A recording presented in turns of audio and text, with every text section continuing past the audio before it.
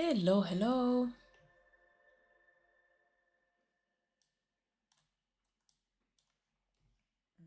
Okay.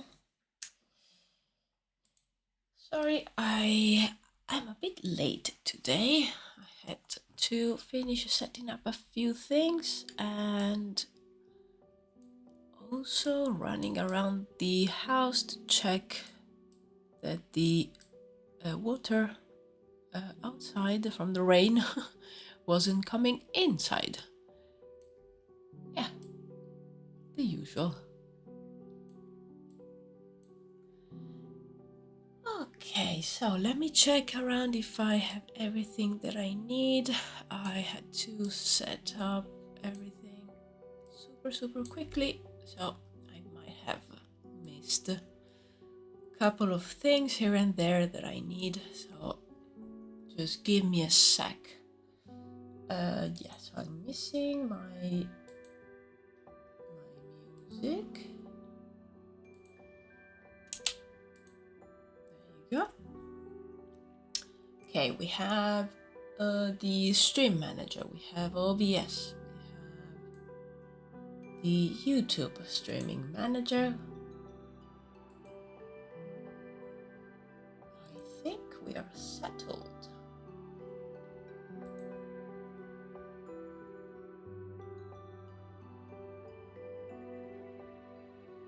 Okay. Yes, I think we are good to go. But first, I'm just eating a biscuit. Just to have the energy to start.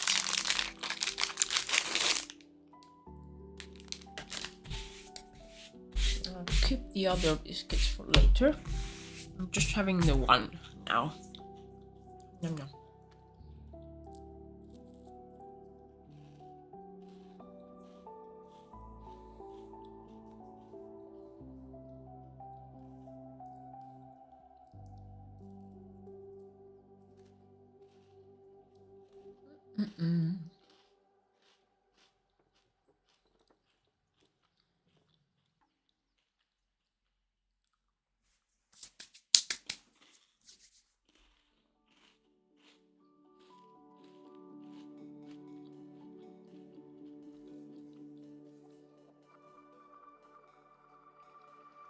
Okay, now let's wash it down with some coffee.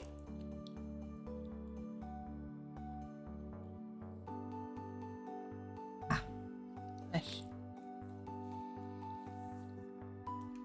So I'm gonna start right away since I am already late. So today I want to complete these like set of character costume ideas.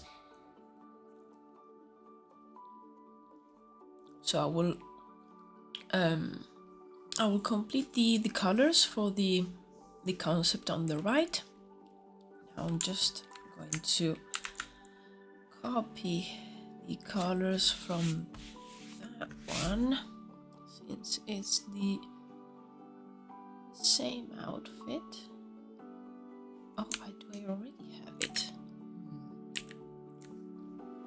Oh, maybe I was really good last time and I already did it. Oh, yes. Nice.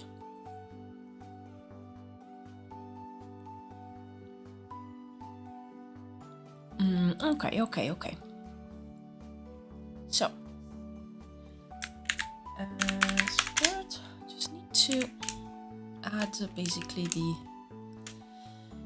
skirt and then the fur that covers all these the upper part of the costume. And I've also added like a fur hat, or it could be like a felt hat underneath the hood. So I'll give a color to that one. So I think today it's going to be kind of like a mixed stream, because I will work on this one and then I'll jump on working on other things. So yeah, let's start with the skirt, which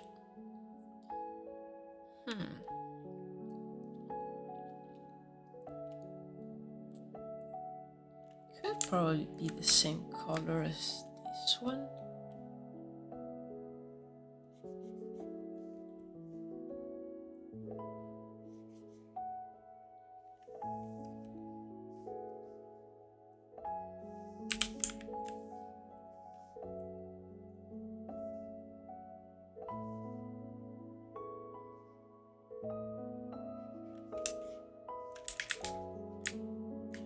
But first I need to add the base layer for all these colors.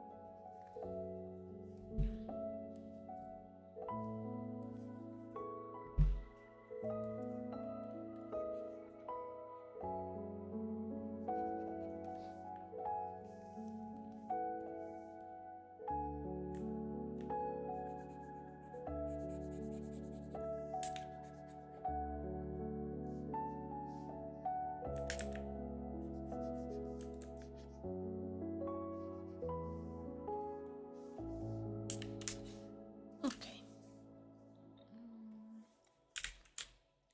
So yeah, I was giving this skirt the same color as that kind of like blouse that she has.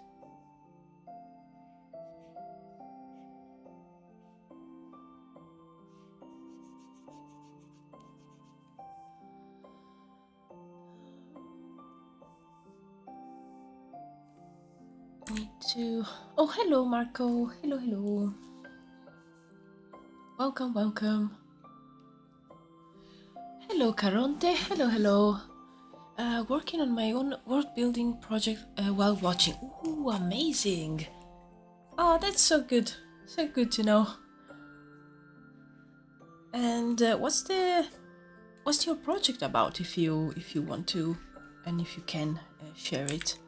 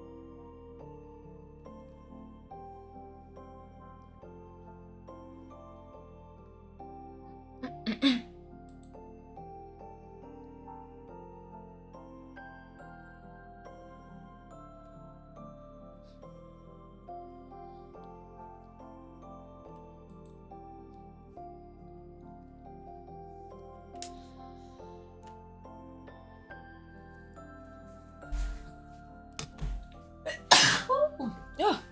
Oh, excuse me. Okay. It's like an Iberian Bronze Age world, also with Mediterranean and Babylonian influences, or something like that, with Basque mythology. Okay, I am super interested.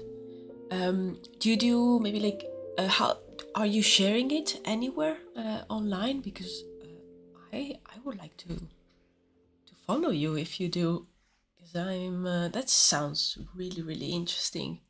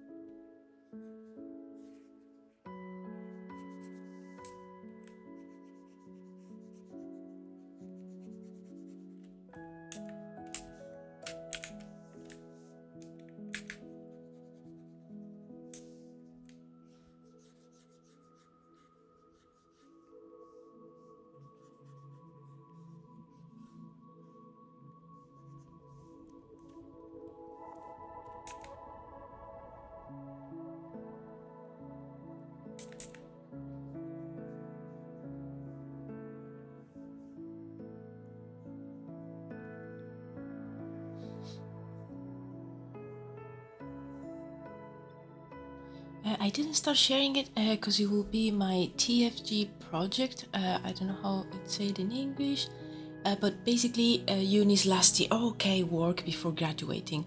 But I have an art account where I plan to upload Caronte underscore 078 on Insta. Amazing! That's such a great idea for the the last project for graduation. And I will definitely give you a follow on Instagram, because as soon as you start and you can actually share it, I will be very curious to see it. Thanks for sharing that. And yeah, great to meet other people that do world building. It's always so good, and like sharing ideas, and in either in the form of like drawings or writing or whatever it is. It's always so great. No worries at all. Thank you for sharing.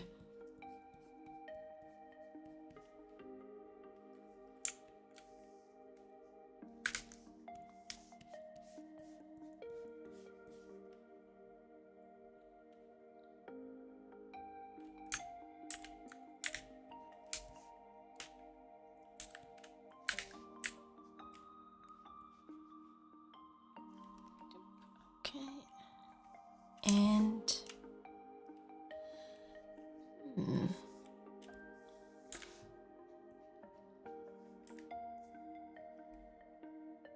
let me see around here. Oh, I think I've added the fur on here as well, but I think I will just keep it like that.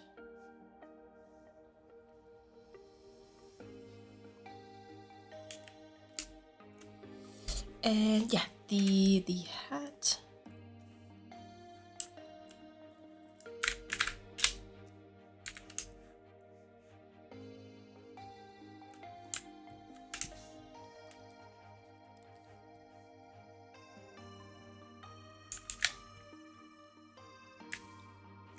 Trying to keep very like natural and tone down colors. But I think maybe this hat could be slightly different. Yeah, something like this.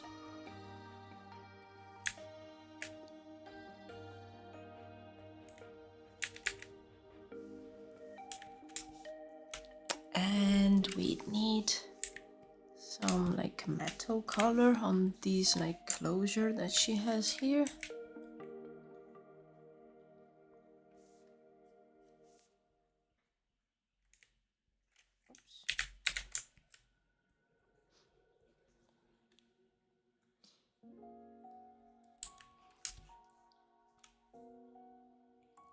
Okay.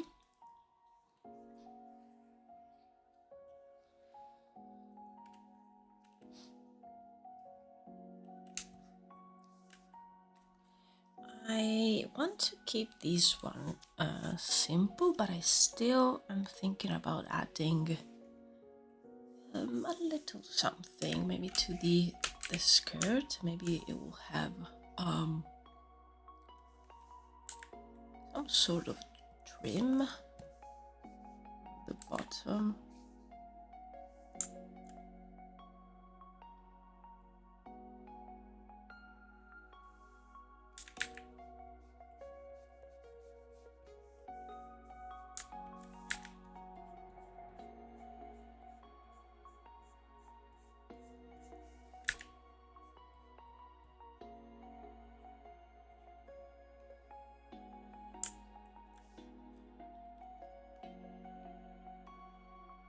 And definitely I will add some variation to the color of the fur. I'm thinking maybe to clean the line art a little bit, just in some places, to make it a bit more clear.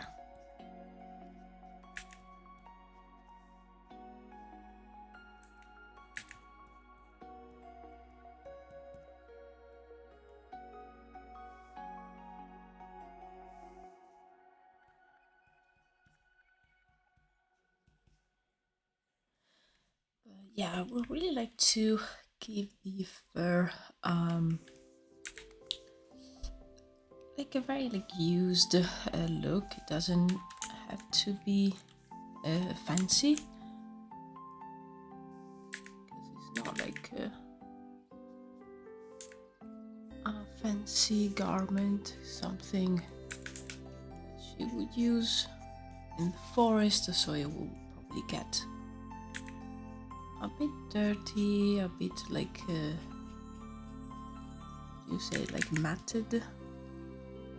It's like all the fur tangles a little bit.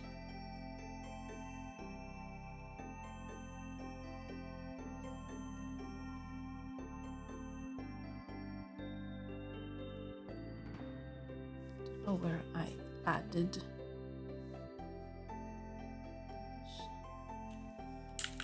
Where are you?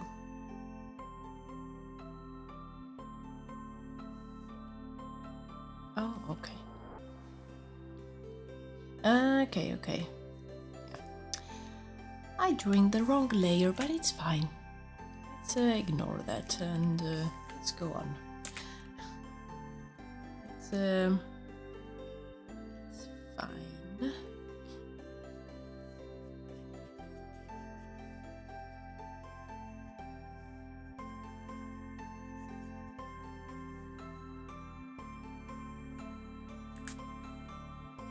Then after this, I am going to add some colors to the face as well, just to give her like an eye color and maybe give some variation to the skin as well. Not too much, because I want to keep this concept pretty simple.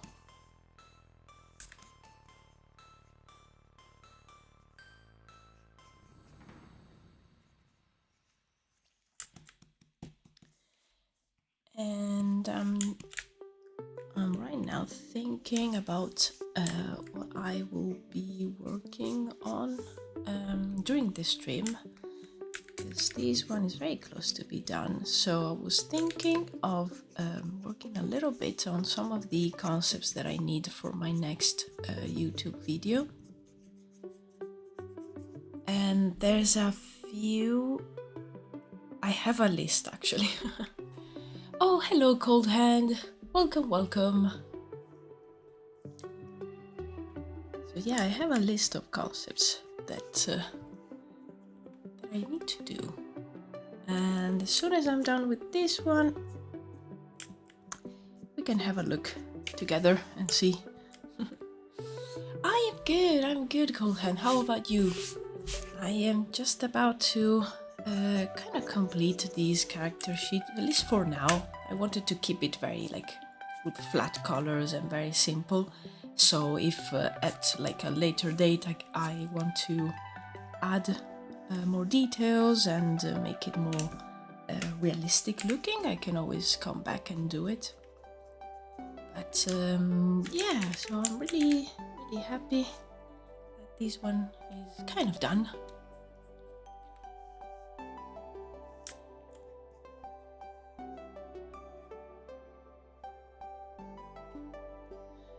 I feel like I smoked the devil's lettuce, but I haven't in a month, so kind of weird. Oh, wow.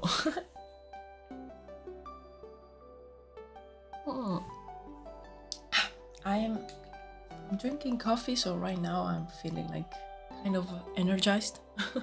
And also we had a thunderstorm, and that usually makes me feel like full of energy and super happy, because I don't like the sun and warm weather. I like when it's like cold and dark. Like right now there's no light, and I feel like full of life. I don't know, I'm probably like a bat or something.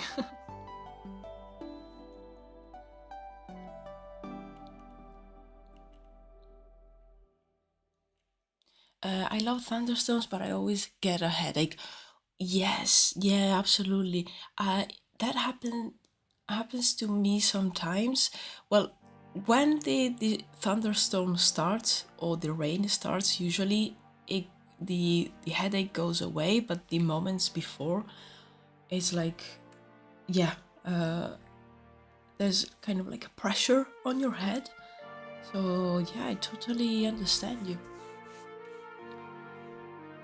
Oh, hello, Miraculous. First time I caught you on stream. Oh, hello, welcome, welcome. I'm really happy I found you. Oh, thank you so much. Well, we are very happy to have you here. I'm just working on these character concepts, and I'm very close to be done for now. So yeah, we're having a good time, and after this, I will work on a few other things. I need, as I was mentioning, I need a few images for my next YouTube video, which will be about the magic system. And there's a few images that I need here and there. I wrote the script, so now I have the script ready, and that's why I kind of know what I might need for in terms of concepts. And yeah, still there's a few that I need.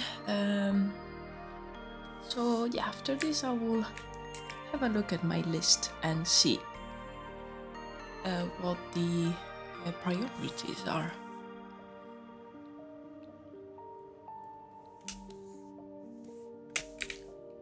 Okay, just adding some color to the face, and she will need some variation as well. Okay.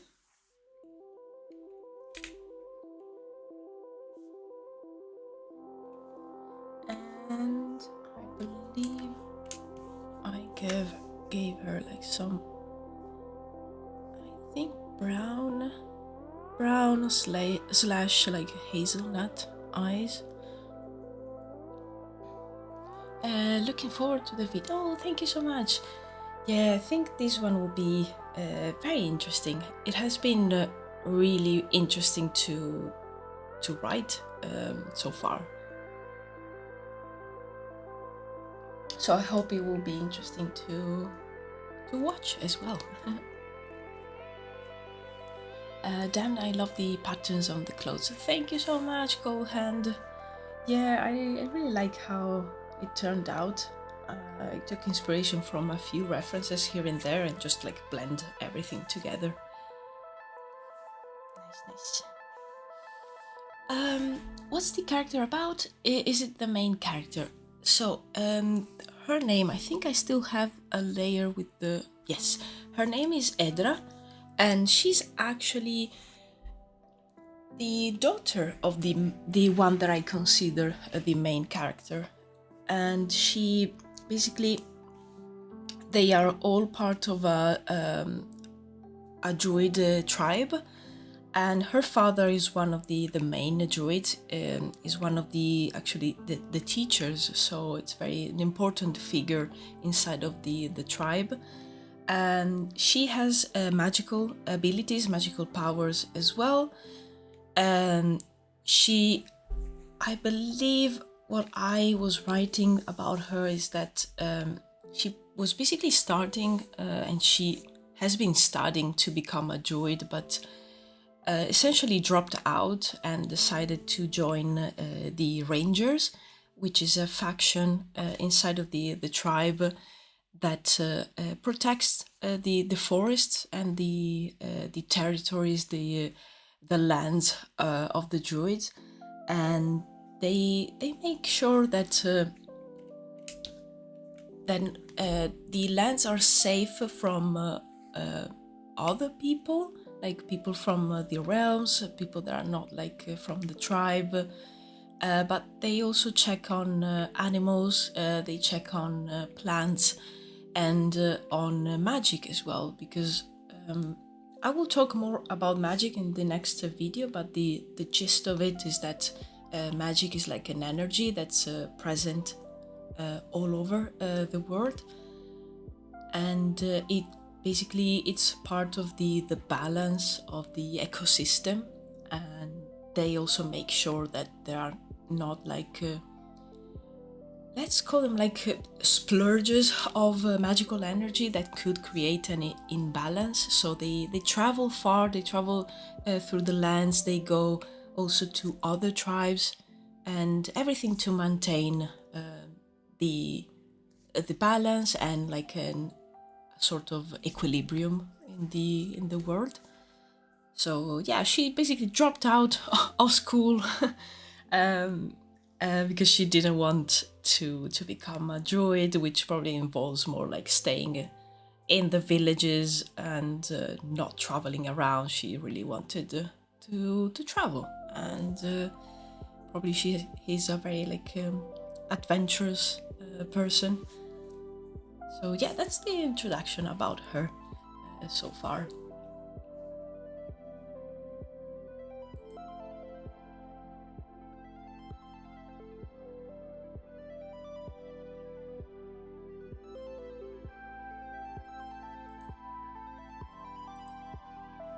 I believe we will have the ads running on Twitch soon, but it's not telling me when. Oh, there you go. Now.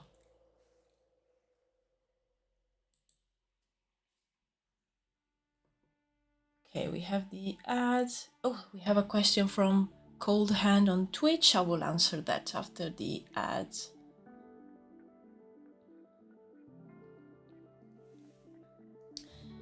But yeah, in the meantime, I'll just give her the eye color.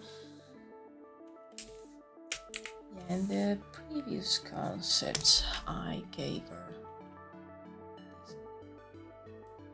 Yeah, brown hazelnut color. I think I will stick with that. I really like it. Very cool. I guess the word is based on like Britain or like that. I mean, that kind of Celtic tribes. Yes, exactly.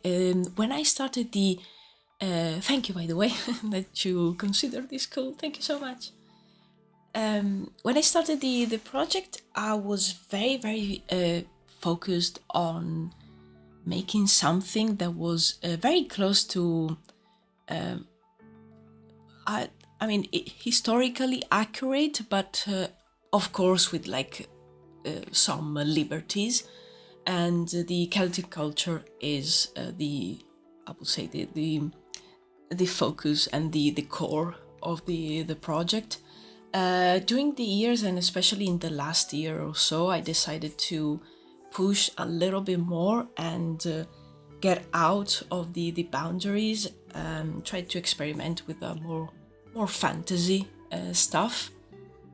But yes, definitely Celtic culture, especially for the tribes and for this tribe of druids, which is called the tribe of the roots. They are very based on Celtic culture. So even the environments, as you said, they kind of like remind of Britain, and also with like some elements from France and Germany, but yeah, I would say mainly Celtic culture and Britain. But then we have the cities where I wanted to push the ideas a little bit forward, and they are based on 15th century England, but I will probably push that more and do a more like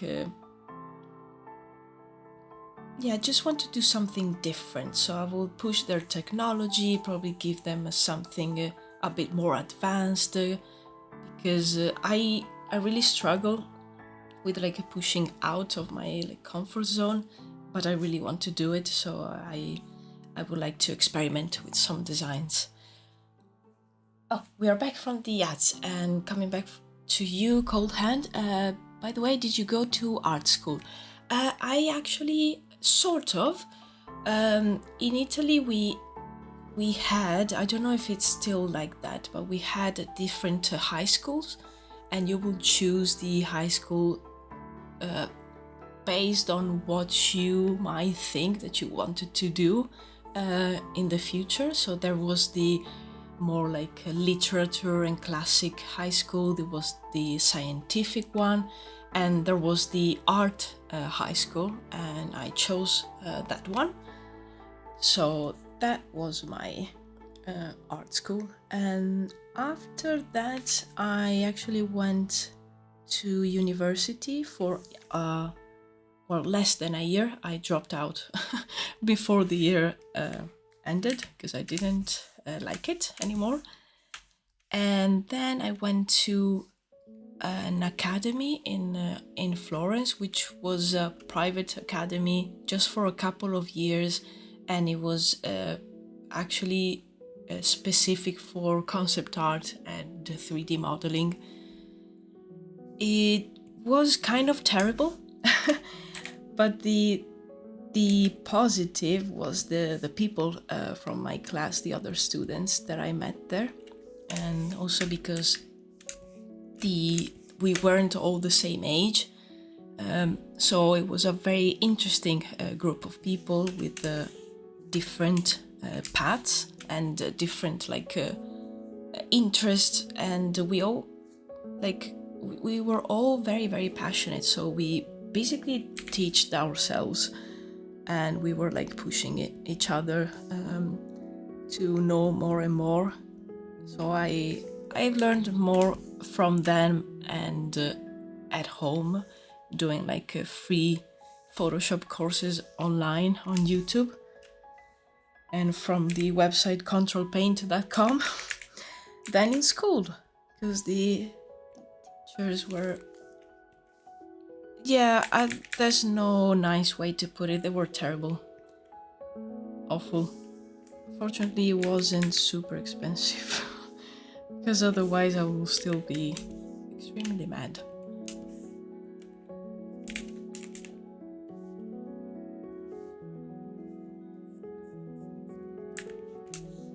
Okay, I think guys like these work fine. So half self-taught and half institution taught. Exactly, like there's no better way to put it. Sorry to hear that the school sucked. Yeah, I mean, at least it was just 2 years, and as I said, it wasn't super expensive, because there was another school which could maybe have been better, but it was like the cost was 4 times the school that I attended to, and that was like an absolute no. Absolutely no way. It was super expensive, and like when I hear the prices of university here in the UK, that was nothing compared to it. But for like Italy, where it's not super expensive, that was a lot. So yeah, no way I could have attended the other like better school. But as I said, in the end I met a lot of great people, and I think we helped each other a lot. I also met my partner there, so that's a plus.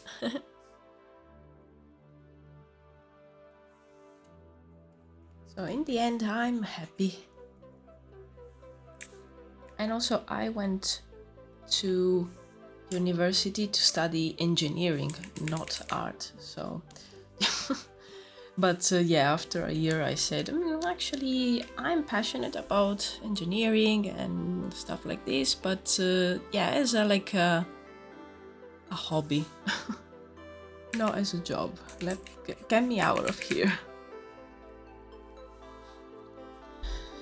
I went to an art pre-course and could not continue my education because of the cost. Yeah, because my area, Canton, was one of 2 areas in Switzerland that don't pay. Ah, okay, yeah, understand. Yeah. Yeah, that sucks when maybe you find like a course or something that you really like, and the cost is too much, and there's no other way around it. I just imagine you as a crazy scientist now. Yes, basically. Also, it was how do you pronounce it? Aerospace engineering. So it's very, very, very peculiar. I really like astronomy. So, and I really liked like planes and engines and building stuff. So I tried. Now I know that no, it wasn't it wasn't my way. But the funny thing is that I know quite a lot of concept artists that actually studied engineering, and a lot of them dropped out. So it's a common theme, I think. And I think it's a matter of like we like a lot of stuff and we are curious about the world, and then you realize, oh, maybe I just want to design with either 3D or 2D, and I don't want to actually build this stuff and make it work in real life. I just wanted to make it look cool.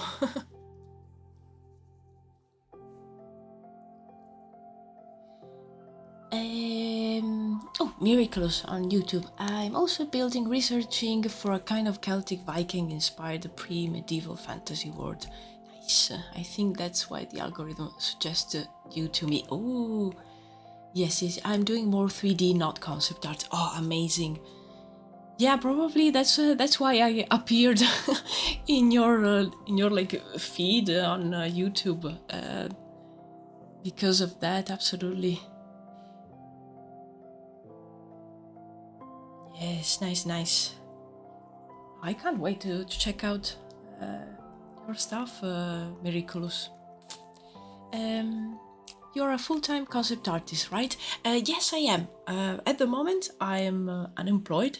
Well, I'm self-employed, which means sometimes I have projects, and sometimes there's like a more like down time, let's say. And now being the summertime, and also since I worked primarily in gaming, the industry is not doing so well right now. So there's a bit of like a low moment.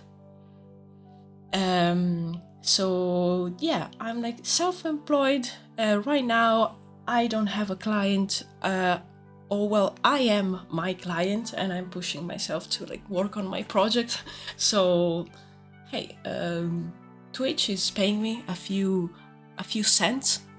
So there you go. Big money, I know. But yeah.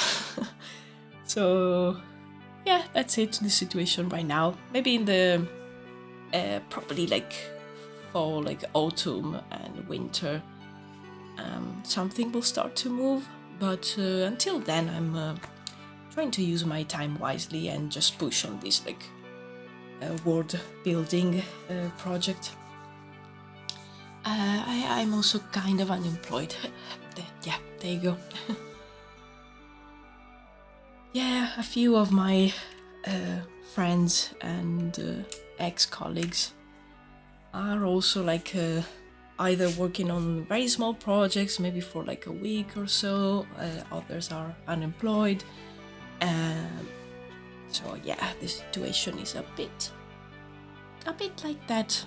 I hope it will be better in the near future, but yeah, as I said, I didn't want to basically sit down and wait for better times. I'm trying to build something with the YouTube videos and posting more on Instagram and TikTok, and so far TikTok and YouTube and Twitch, and doing the lives.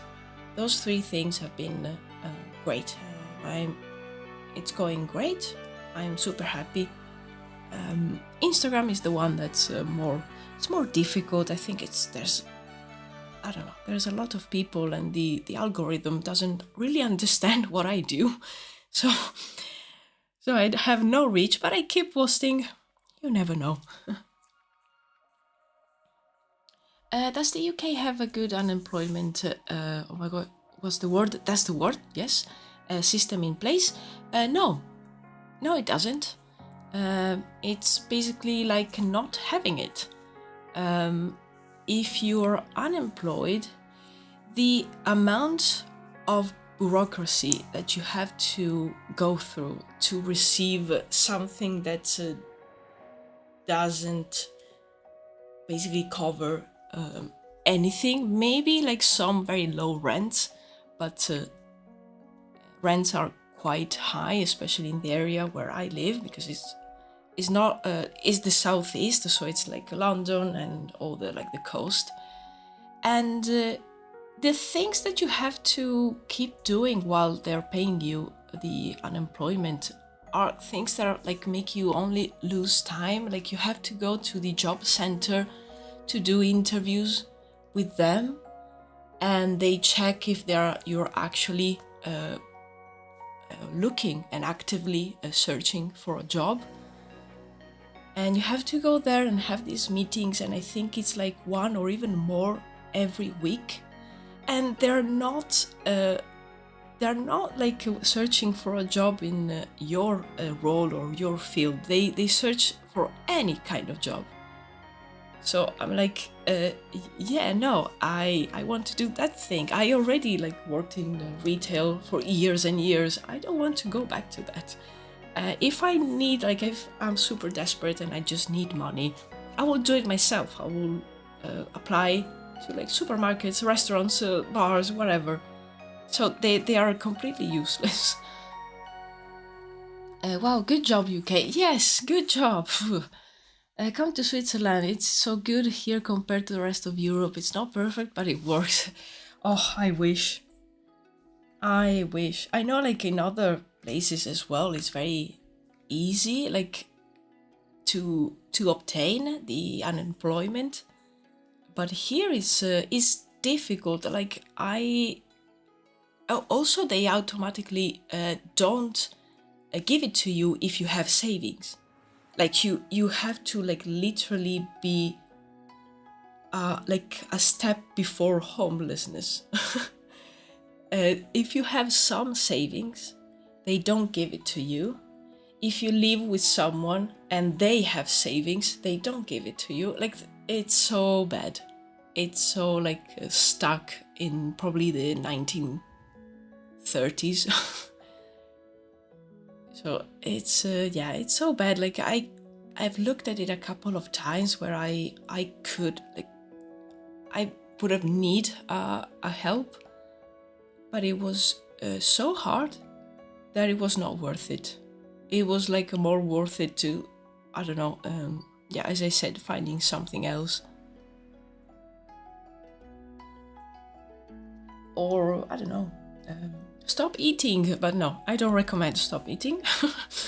No, well, the things that I recommend doing when in like those situations, I don't think I can say on Twitch, like burning banks and things like that. I don't think I can say that. So I will stop right here. Sorry, my rebellious nature comes out.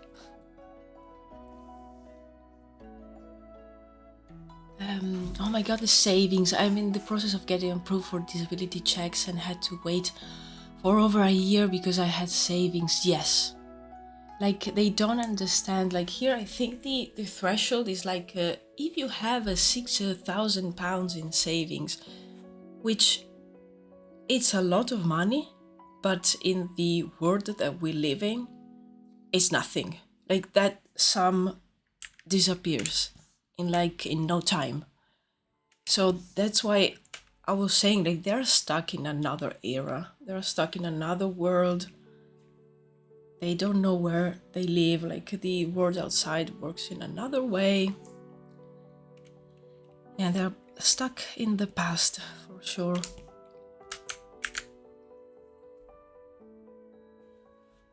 So, oh, good news. I think this one's done. Just gonna save an image. Export these. JPEG is fine. Yeah, I like to save the progress from time to time as like a JPEG image, because I use a Mirrorboard to keep track of everything, so I will pop the updated images in there.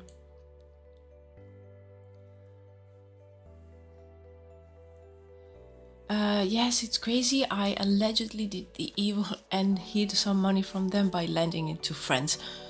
Oh my god, yes, they push you like to the limit, to like doing crazy stuff just to like have the bare minimum.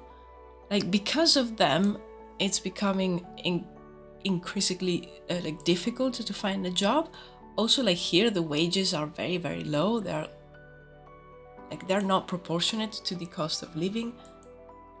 So you owe me. You owe me some like basic money to survive. I just need to buy some noodles, please. I want to survive. Oh, okay. I'm going on a tangent, but yeah, this it makes me mad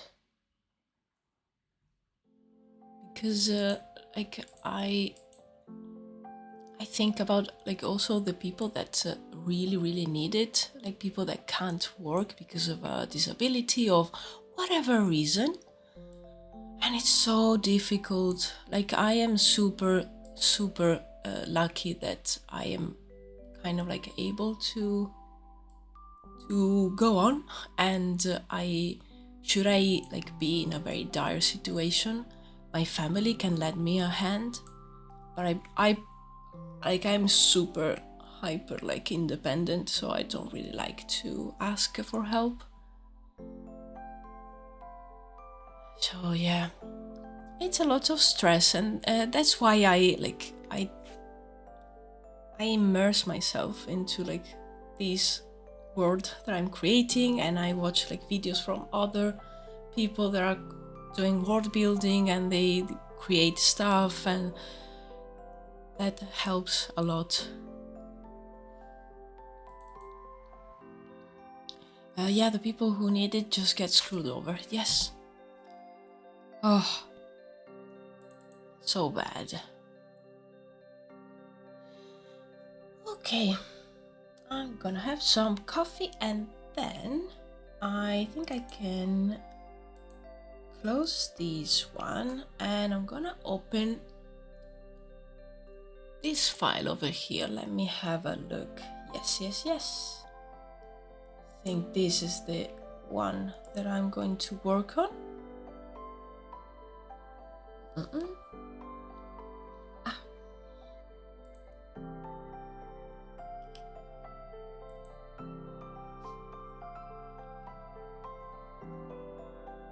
Okay, just checking if everything is working on YouTube and here. Okay. So, I am working on the next YouTube video, which is about the magic system. And I did a couple of sketches of some scenes. One day I will be a world leader and do everything better. Yes, I will vote for you, Cold Hand. Please help us. You're our only hope.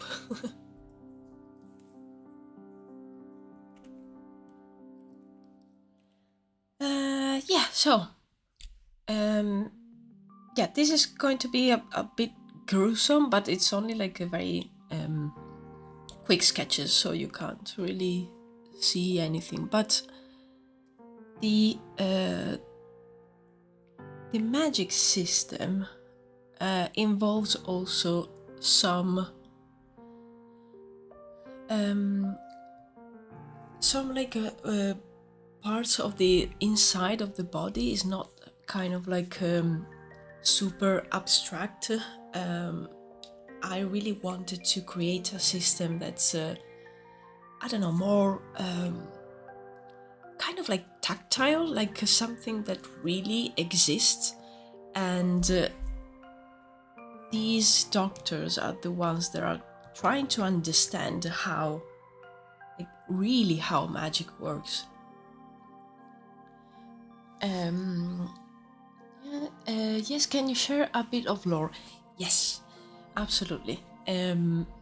So basically, the druids and the people from the tribes are the ones that are born with the ability of using magic, which magic is sort of like an energy that is present in nature, and it's present everywhere, and it's stronger in some specific places. You can like kind of like imagining it like lava coming, like flowing underneath the like the crust of the earth, and coming up where there's like some fixtures and the fissures, sorry, and the volcanoes. So this energy like travels inside of the planet, and it comes up in some places. So in those places usually are very sacred for the druids, and it's where I imagine that they will be building some kind of like temples and the stone circles. So they use those places to pray, to meditate, and they kind of like they are used to magic, but they don't know like exactly how they are able to use it, to use this energy. They kind of like feel it, that they can store it, like absorb it and store it inside of their bodies. And since the druids and the tribes have a very their belief is that the souls reincarnate. So the soul is the most important part of a being, because it will when this like vessel that is your body dies, your soul basically leaves it, and it will be reborn into something else, another living creature. So they believe that the soul is very, very important.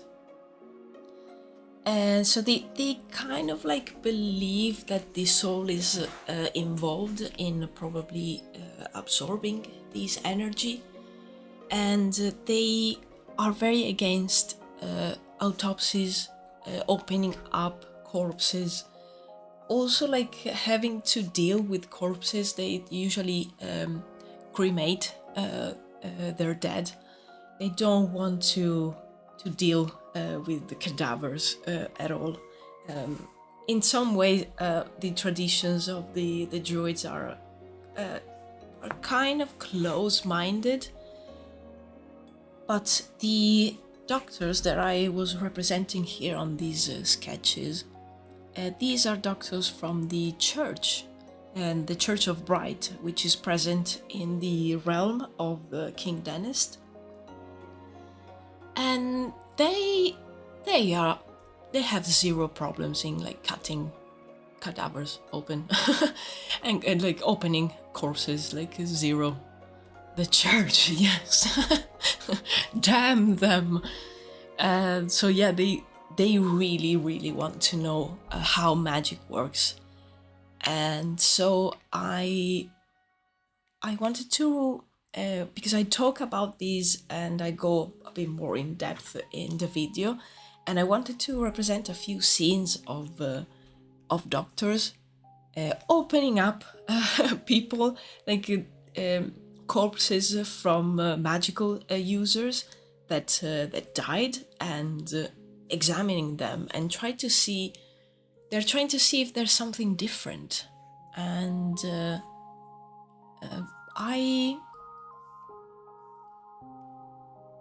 I don't know. Maybe I will tease you. Maybe there is something different. They are like taking the organs and examining everything. They can compare it to like a normal body of someone that doesn't use magic. So they are trying to compare the two, see if there's like a physical difference in the two kind of like people. And their objectives are not only for like for science and to like know better and whatever. They of course have their like more sinister goals, which yeah, I will go into those in the video. But as I said, I really wanted to do these scenes. So we have like a doctor here opening up someone and just taking stuff out. You give me so much inspiration for my own book. Oh yay! I really need to work out the magic systems. Oh, nice to hear it. I'm actually like taking inspiration from different things, and as I said, I really wanted to make the magic a bit more tangible. So, and having the druids have this like fault where they don't want to know about it. They don't want to do the kind of like more scientific research. They are like so attached to their beliefs that they are a bit closed and they're stuck there. Kind of like this contrast. And then you have the church, which is more open in that sense, but also, I mean, they have their motives, they have their goals in mind, so they are definitely not doing it for the benefit of humankind. And yeah, so I really like this idea, and so far I wrote it like that. And the video will be like a general introduction to magic. There are other aspects of the magic itself, like the energy, that I don't know if I will insert in this video. It will make sense, but I'm still like deciding exactly how to write about that, how like what is this energy. And it doesn't hurt to leave it kind of like in the air for now, leave it a bit more mysterious. But yeah, I definitely want to go a little bit in depth, and that gives me ideas for other concepts as well, to illustrate what this energy might be. I have a few ideas. I need to elaborate and see if they work with what I already written down, because that's the thing, that you always have to like go back to what you put down before and trying to see if it makes sense with everything, and you're not like adding stuff that goes like in contradiction with anything else. But yeah, I sketched these 3 scenes. So far the most difficult one has been this one, and I think I will need to use some 3D models of like a basic human body, because the perspective of this one, I really like the sketch, but as soon as I started doing a more detailed version, I was losing the perspective. So I definitely need to build this one in 3D. So I'm gonna leave this one last, because I already tried a few times and I didn't like it. Like, this sketch is nice, and I could use this one as it is, as soon as I also like try to understand what the other hand looks like. And this one is fine. This one actually could be nice, and as it is on the side, and maybe like here there's some writing or some schematic or another like concept of maybe like different body parts. Could be an idea. What 3D softwares do you use? I use Blender because it's free, and it's the one that I learned a few years ago, and I find it quite easy, straightforward. I've also used on my iPad. Oh, let me check. I can't remember how it's called. Because one day I was away and I just had my iPad and I needed some 3D as like a base for an environment scene. Oh yeah, so I downloaded a free app on the iPad for doing 3D. And it's called Shaper 3D. I'm just gonna pop it in chat. And this one is free. There's like a paid version where you can do like add textures, materials, lights, etc. But I just needed the 3D base.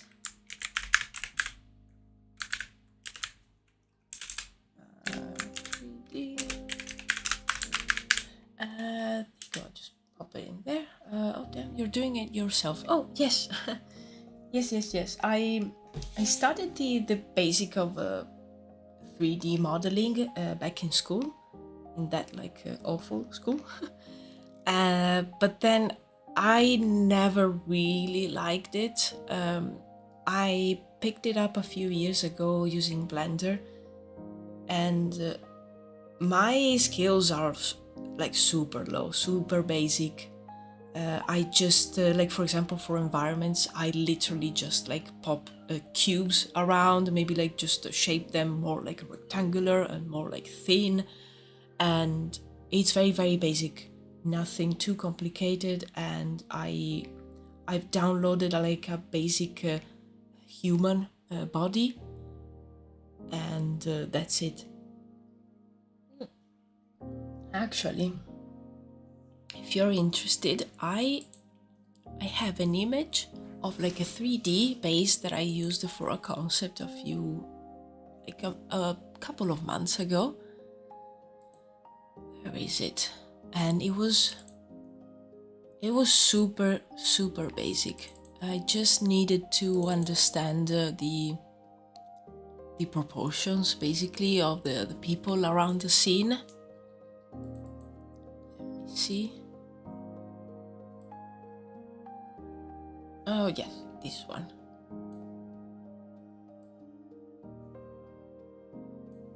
This one over here. I gave like different colors to the objects. Like these are supposed to be trees. They're just like cubes that I've stretched and basically destroyed. And the houses I did, I think it was like 3 years ago for another image.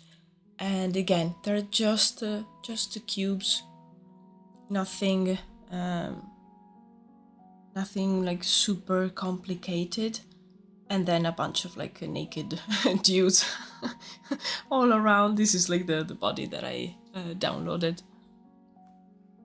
And that this one was the bounting that I had like on the foreground, and I couldn't understand like the dimensions. But yeah, I then use this as a base for then draw on top. And yeah, that's it. That's my level. Oh, so cool. I don't think I will go into 3D modeling right now because I already have enough hobbies. Oh my god, I understand you. Yes, every time I see something cool, like, oh, nice. No, you already have too many interests and too many things that you want to learn. But maybe someday. Yeah, you never know. I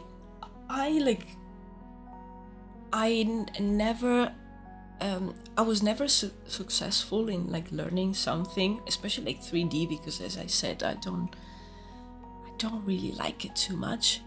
Until I really needed it for an image. So I said, okay, I am going to check a few tutorials, and I really needed for this one concept that I'm doing, that I'm really liking, but I need to understand better how to represent it, especially, you know, perspective and stuff. And in that case, I had that like a motivation of like pushing myself. But and also like it's also useful for my like professional work as well. So yeah, I had a few motivations that pushed me, but again, I never pushed the knowledge of 3D so much like forward. I feel that I still have so many things to learn about 2D that yeah, I don't have the brain power. I want to get better and better at like concepting and drawing rather than 3D, and use 3D just for like very basic stuff. I do drawing, crochet, embroidery, writing, content creation, etc. Yes. Crying emoji. Yes. Oh my god, yes. I actually like I draw, and lately, since I'm also doing content creation and I need to have everything digitally, I'm missing also like drawing traditionally, and I really want to do that. But then I think, yeah, but then it's difficult, because if I do it digitally, then I can even like record my screen and then use that to do the TikTok posts or the shorts or the YouTube videos. And yeah, also like I was learning how to sew, but again, I'm like, yeah, but that takes time, and also it like a mistake can cost you a lot because the materials are really expensive. So yeah, I also like to paint on canvas, and I really want to do a painting for our house and hang it somewhere. Oh yes, I forgot sewing. Yeah, it like it's that point where you start forgetting like all your hobbies and interests. Like you look around and oh yeah, or you open like your drawers and you're like, oh yeah, that too. I was actually wanted to start embroidery, and I was gifted for Christmas and my birthday. I was gifted a couple of beginner sets. I still have to do them. I have to take some like time off and just do that.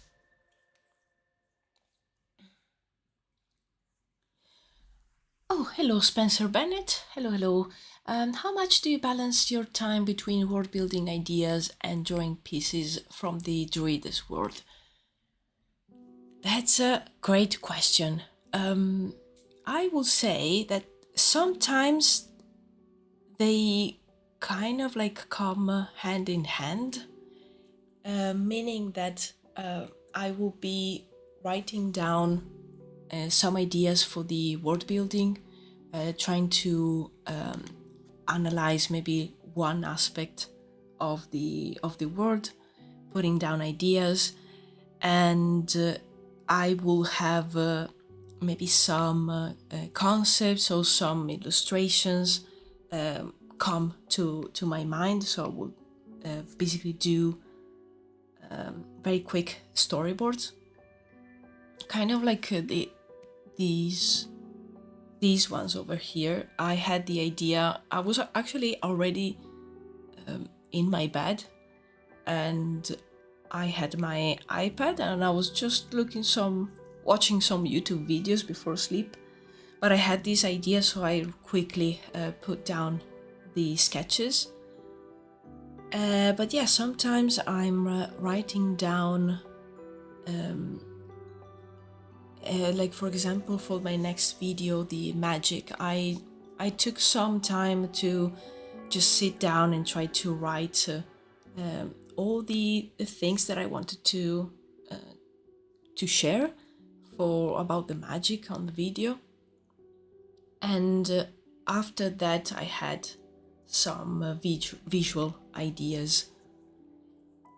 But yeah, sometimes it's the opposite. Like I find the iPad really useful because I will be sketching in the evening on my sofa, and sometimes I don't start with an idea, I just start sketching, and then it becomes something that I can actually add to my world building.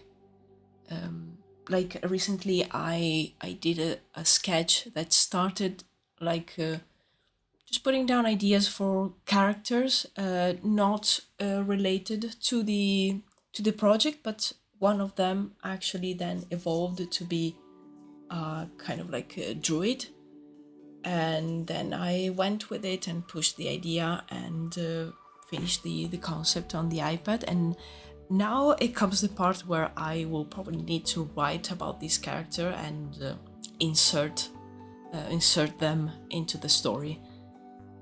So yeah, I think it's very organic. It's not super structured. The only thing that I structure is the time. Like from this hour to this hour, I would really like to write down a few ideas. But if an idea comes to mind for a concept, I will switch to concept. So I give myself a structure, but I always keep it open because I notice that for me it works better that way. Yeah. Sorry, I took some time to answer, but it was a really, really interesting question, and yeah, it made me think about my process. I would really like to be a bit more structured, but as I said, I tried in the past to give myself like a very, very closed schedule. But yeah, it was never successful, and I ended up probably like burning out a little bit. Thank you, Spencer. No worries at all. It was a really, really interesting question, as I said, and I really like questions like that because they make me like stop and think about, okay, how do I do things? And sometimes maybe while you're answering questions like that, maybe you find something that you could improve in your way to do things. And yeah, definitely I would need to be a little bit more structured, because sometimes I am too like, I don't know, too like fluid and jumping from one thing to the other, and then it will take me like more time to finish stuff, and then I will think, oh, I wonder what it is that's it's like slowing me down. Yeah, probably because I'm working on like 50 concepts at the same time. If you like to read, I can recommend Atomic Habits. Oh, I don't know that. Let me check. Atomic Habits. Oh, yes. I think I saw it in the bookstore. Okay. Tiny changes, remarkable results. Oh, thank you so much, Cold Hand. I will definitely check this book out.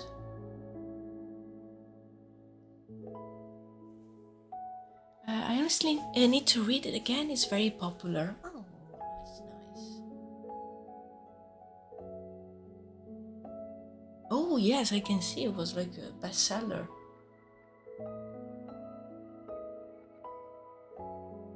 Oh, nice. I would really like to check this out. How to form good habits. Yes.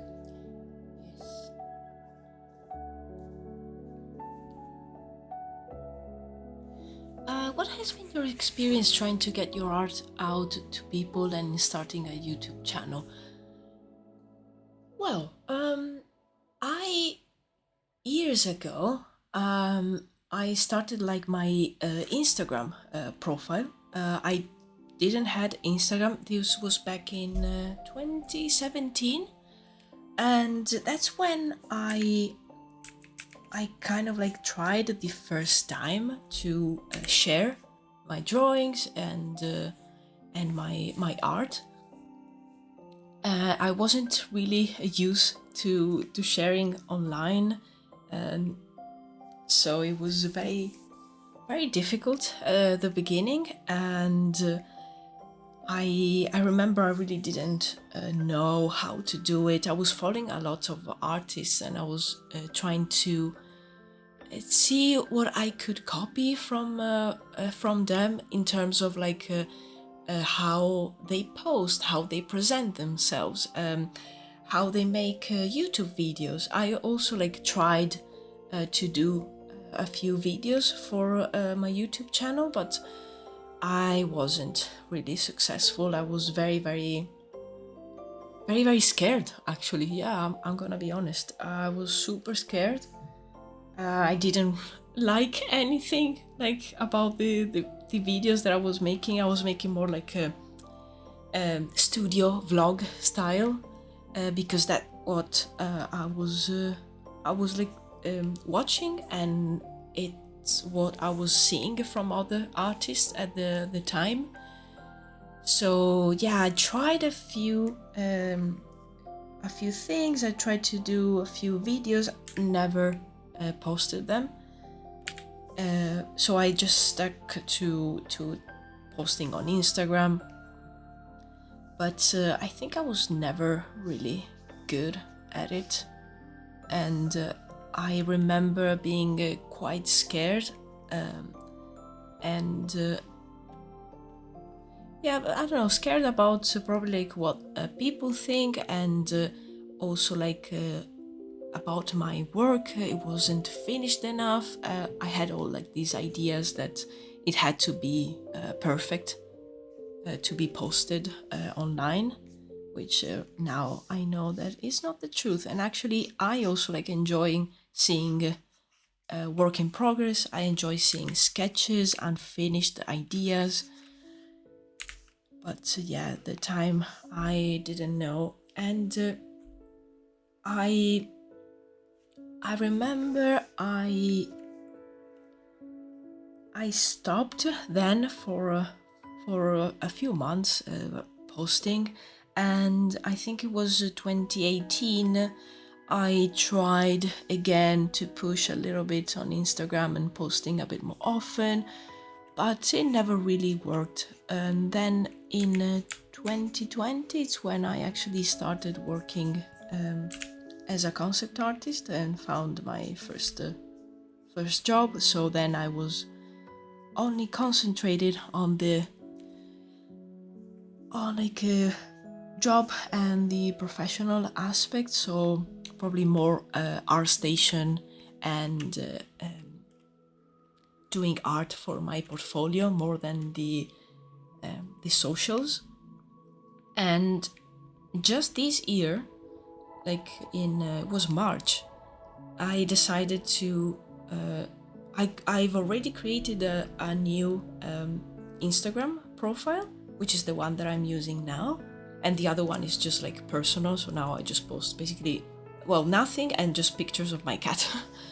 And this year I started again posting, and I said, okay, I'm gonna start posting regularly on Instagram.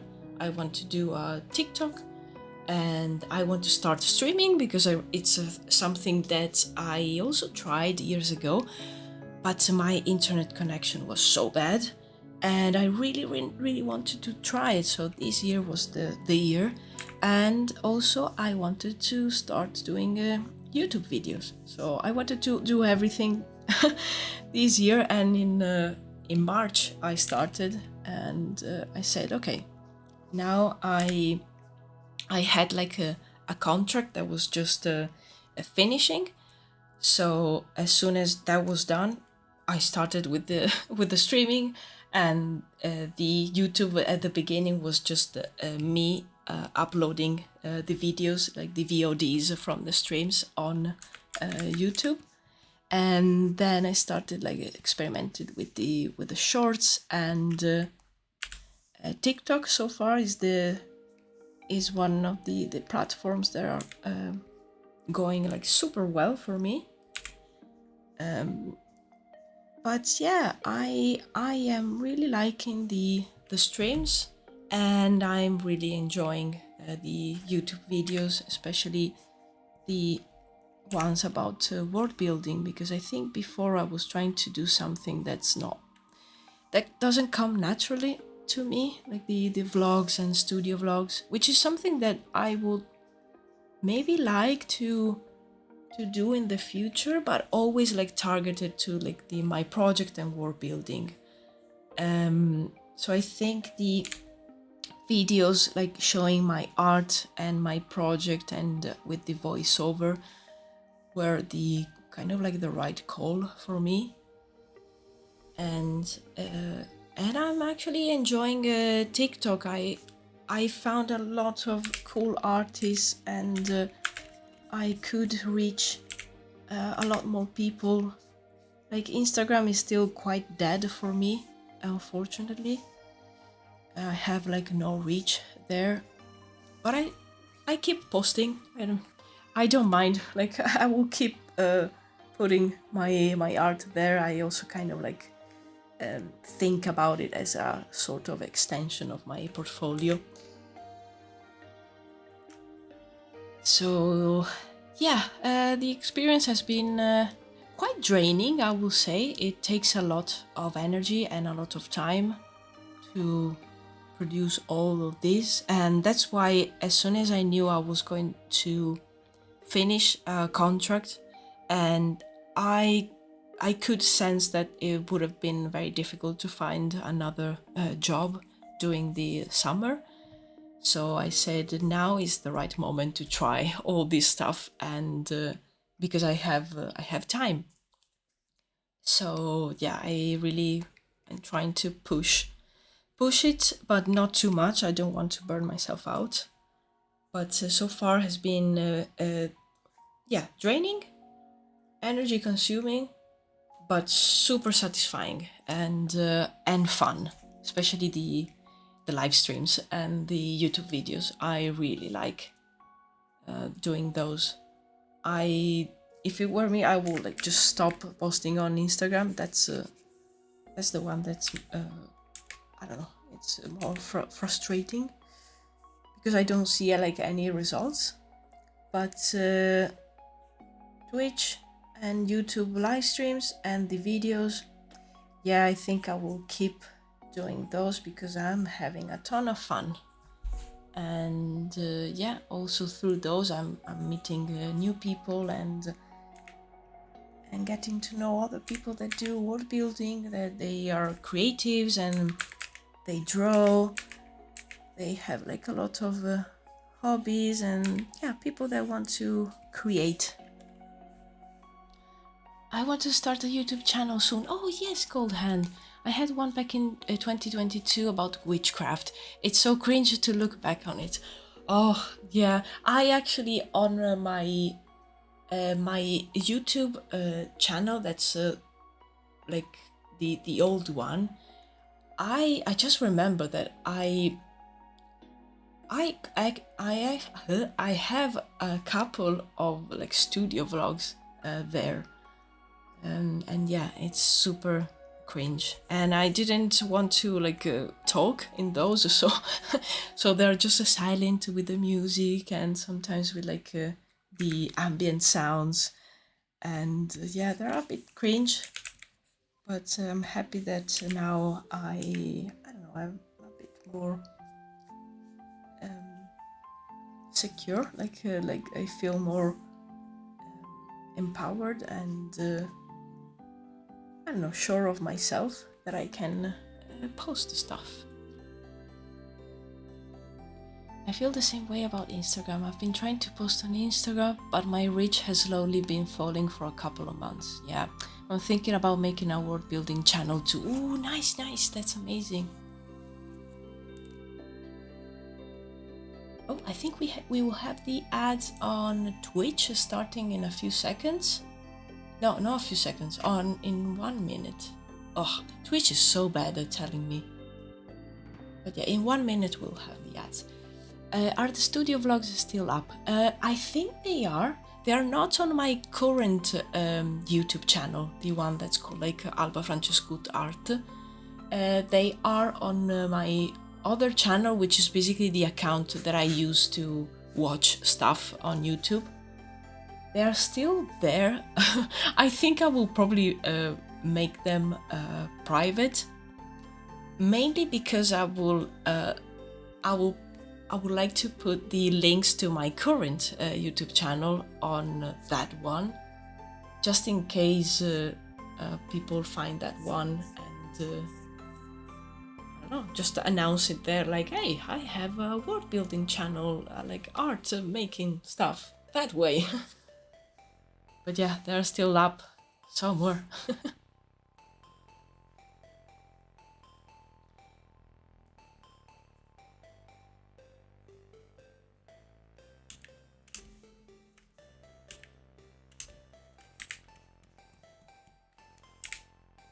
Okay, we have the ads rolling on Twitch. Just gonna pop a message in chat. There you go. But yeah, Spencer, yes, I'm in like the same boat about Instagram. It's been like when I created the new profile, it was going fine, but like right now, like my followers, they don't see anything, just the usual like 3 or 4 people. There are all like my close friends that always like give me a like and everything. They're very sweet. But like the reach to non-followers, it's 0. Absolutely 0.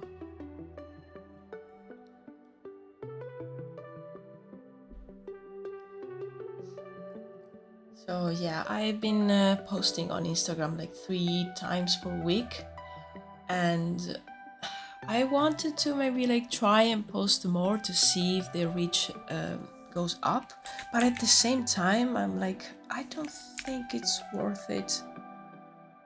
I don't know, I'm still like on the fence with it. I will see what I want to do, but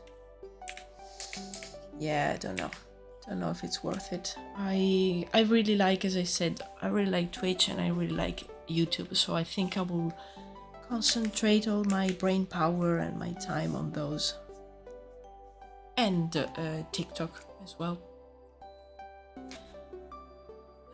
Oh, you're back from the capitalist hellscape. Yes, the ad lens, the ad hell lens.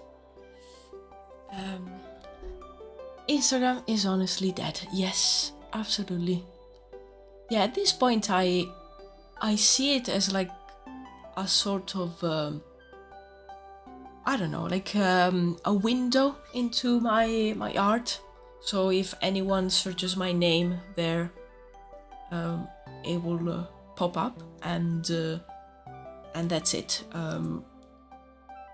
I don't think I will concentrate on that for like reaching people that might be interested in my project, or yeah.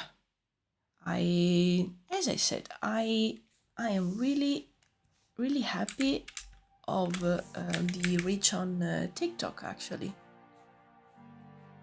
And I remember when I had that like installed and I was setting up everything, and in like a matter of a week or so, it was already like understanding what I liked, and also like pushing my stuff to the right people, I think.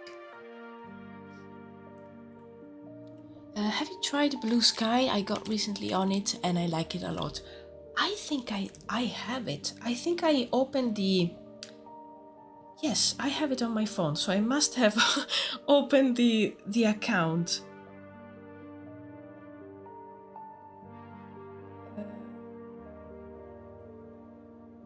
Yes, okay, I have it. I don't remember the my password, but yes, I have an account there. I think I just created the account and I don't think I posted anything.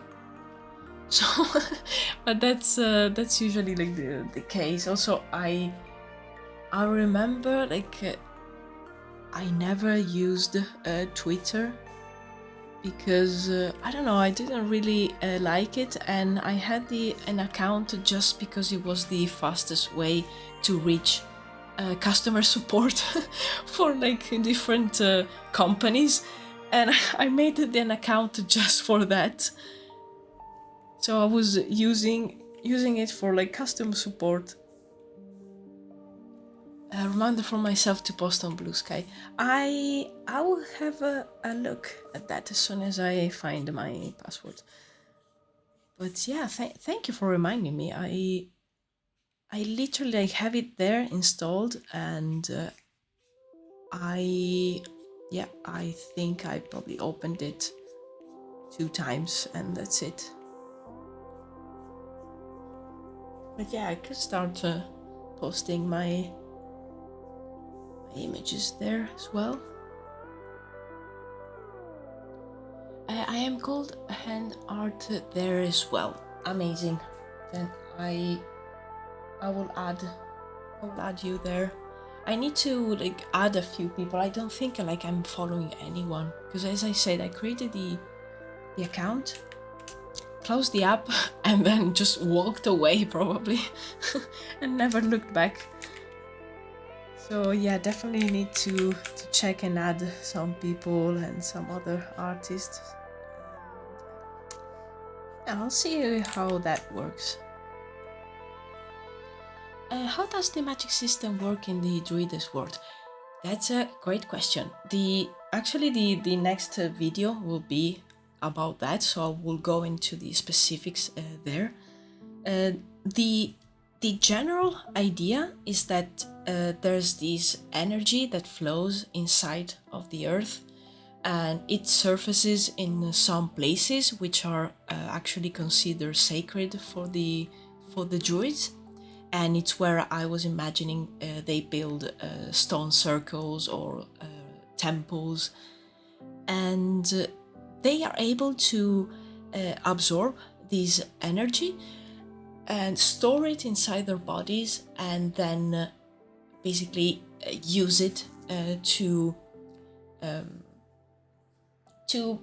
modify the world around themselves, or even modify themselves.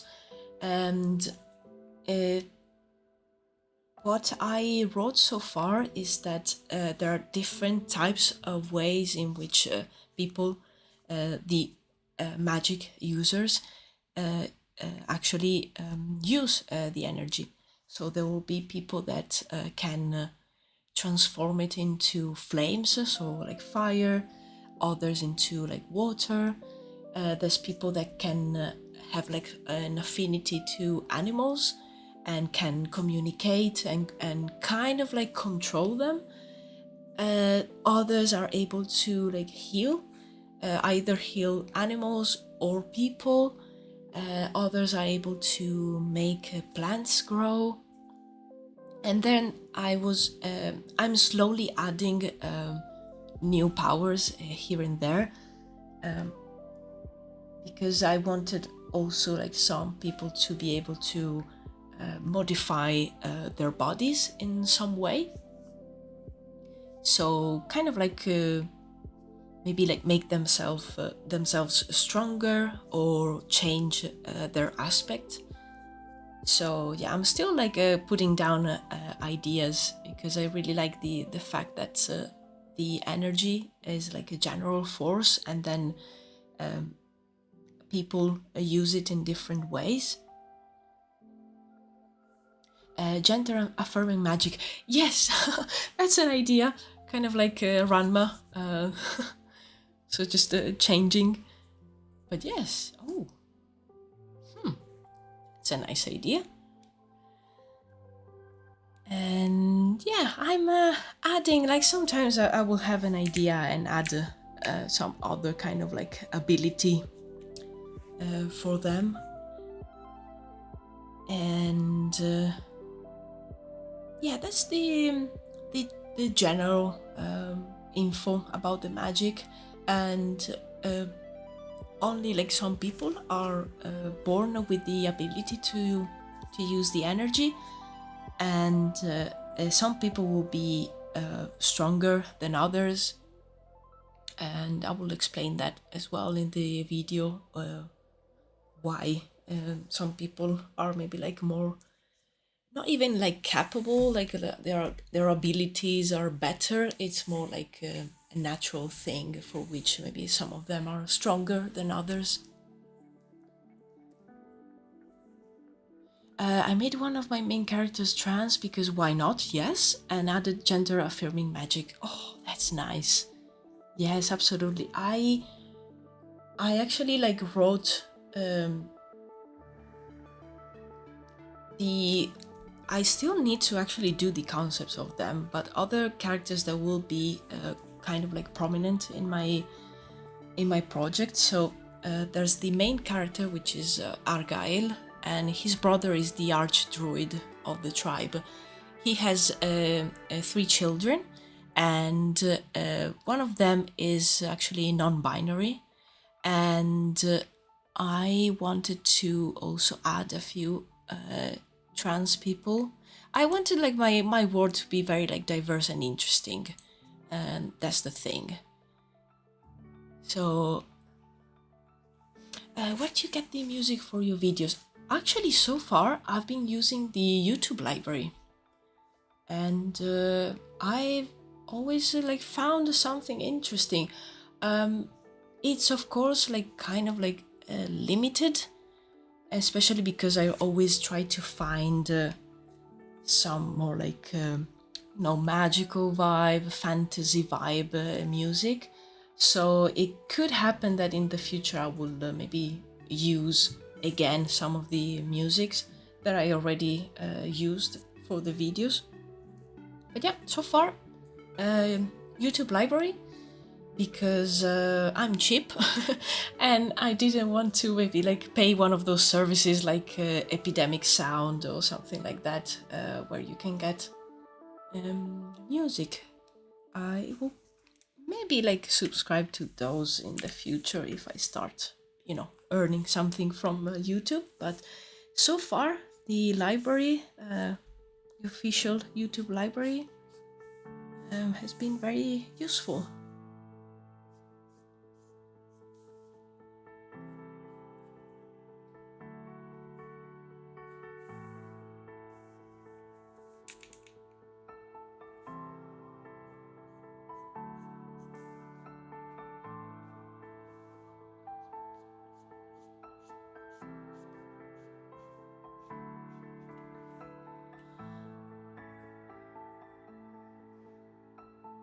I want to write a non-binary character, but I write it in German and there are no non-binary pronouns in German. Yeah, so I settled on the pronoun N. Yeah, I feel you. Yeah, in Italian is the same. Like even objects have a gender, like have a gendered pronoun. And if you like, sometimes like an object will change its use based on the gender that it's given, and it's so complicated. So I really appreciate English because it's really straightforward and simple.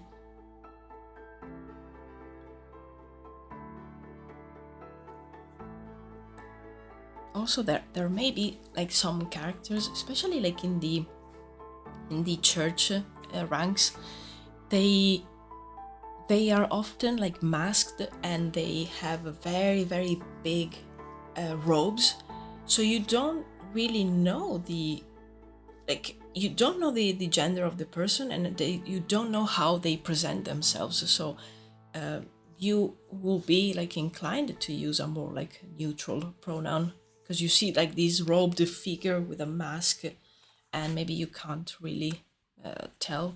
So that's yeah, in English it's a bit easier.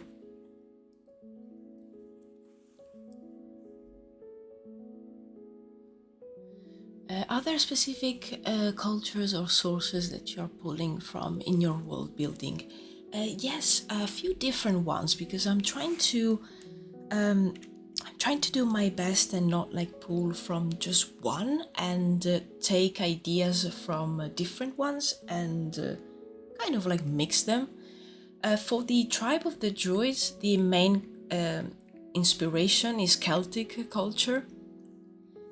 So I took a lot from that, especially on like the roles of the Druids, and some ideas for magic, and their like beliefs, because they believe in reincarnation, like Celtic people did.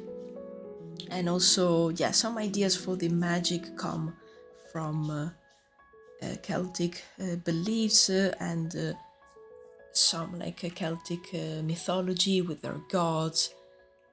And I, for the like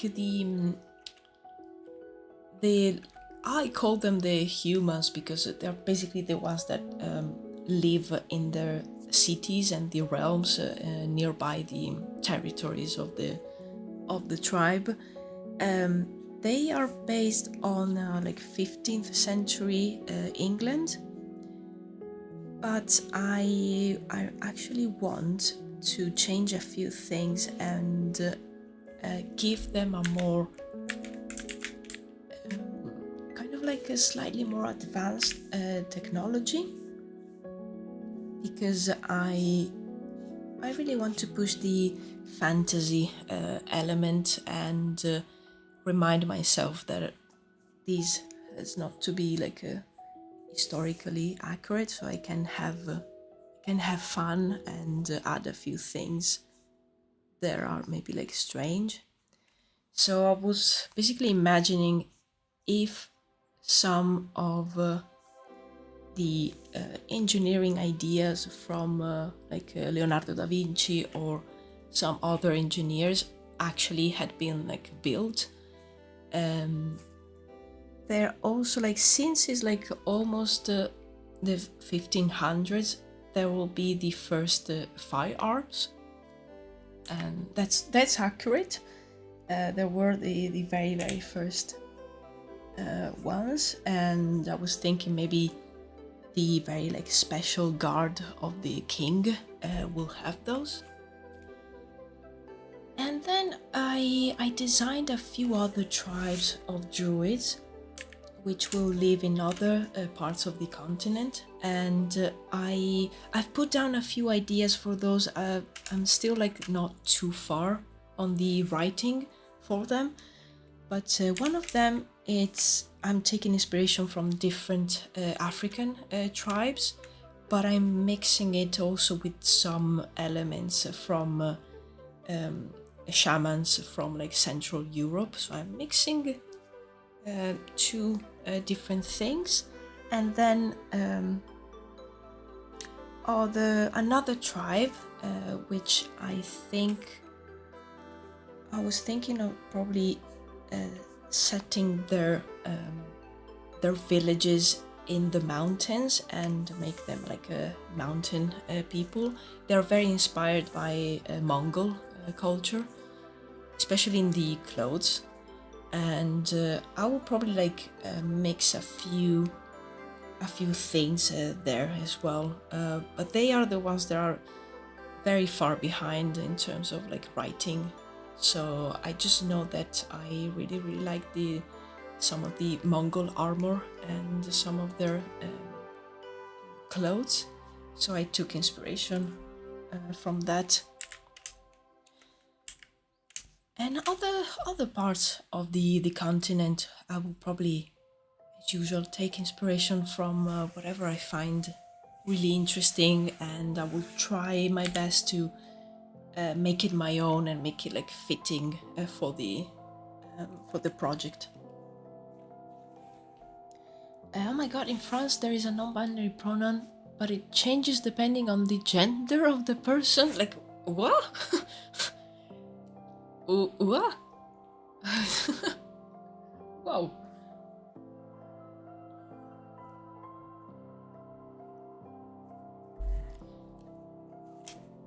And in Italy, it always makes me laugh the fact that a table, it can be two things. It can be tavolo, which is male, like male gendered, and tavola, which is female.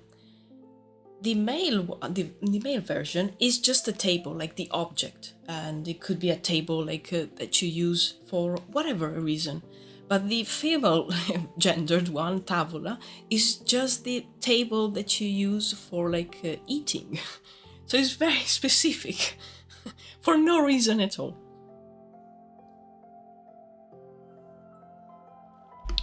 The world building project I'm working on is based on Celtic Druids, nice, Ukrainian Cossacks, oh, lovely, and the Polish crown, but also Mongolian inspired elves. Oh, that's such a great idea. Who ride reindeer on the steppe. Oh, that's amazing, Spencer. I really, really like it. That's such a great mix. And you said you want to... Are you already sharing aspects of your world building? Sorry if you're already thinking about making... Oh, you're thinking about making a world building channel too. Amazing. Yeah, I will give you a subscribe, Spencer. I don't know if you will use that your current profile, this one, for the channel, but I definitely want to know more about your project. Hey, can you put that down on the sheet table? The sheet table. Oh, I need to follow Spencer. Yes, say hello to them from me. I will. Yeah, absolutely. Spencer, they are saying hi from the Twitch chat, and they are also very, very interested in your project. So yeah, you're already like making fans here.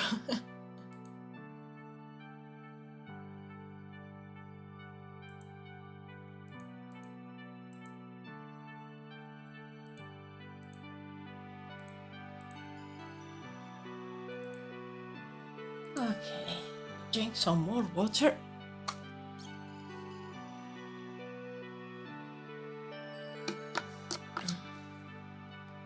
Oh, and now I have to close the curtains because it was like there was a thunderstorm before. Now there's the sun. Why?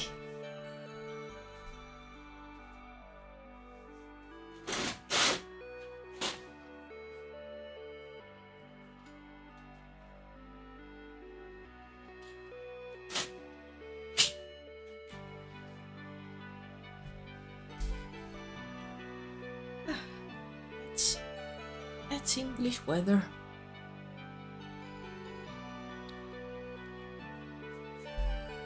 In the world I'm writing, there are 4 kinds of elves, all based on the element. Oh, nice, love that. Yeah, that's really nice.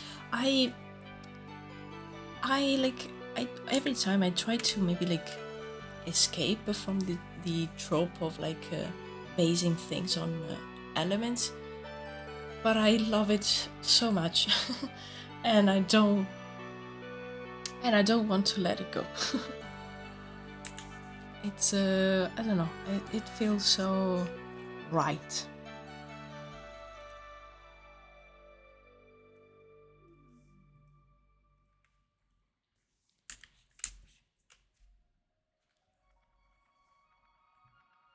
I've mostly just been making maps and some character art so far.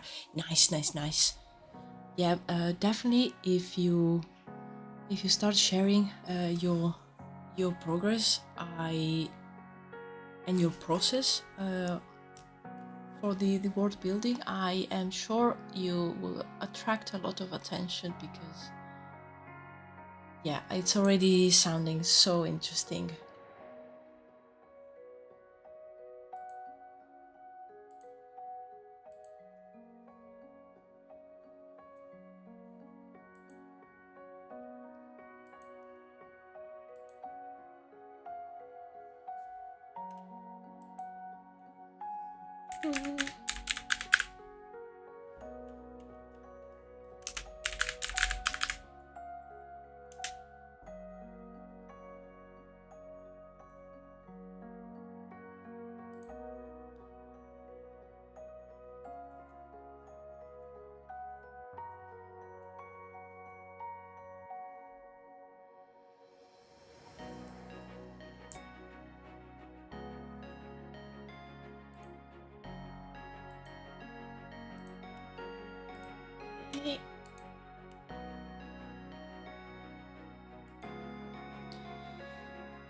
I know I did that 10 years ago and now I don't have a better idea. Well then, stick with it. It worked for 10 years or so. But I think you can, like, it's a very like a solid base as an idea to work on, and then you can build on it, and I think it works. I've just been sharing on Instagram at Spencer Bennett Art. Amazing. I will give you a follow for sure, because I'm really keen on like connecting with other people that do world building.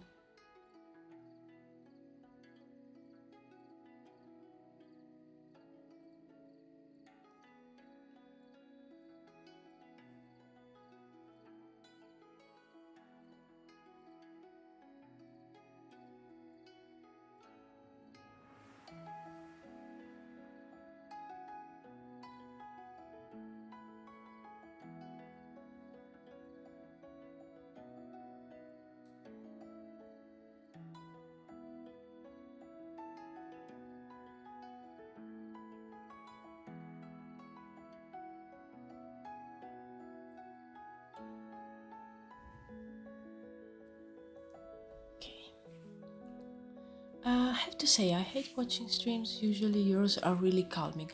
Oh, thank you so much, Cold Hand. Thank you, really appreciate it.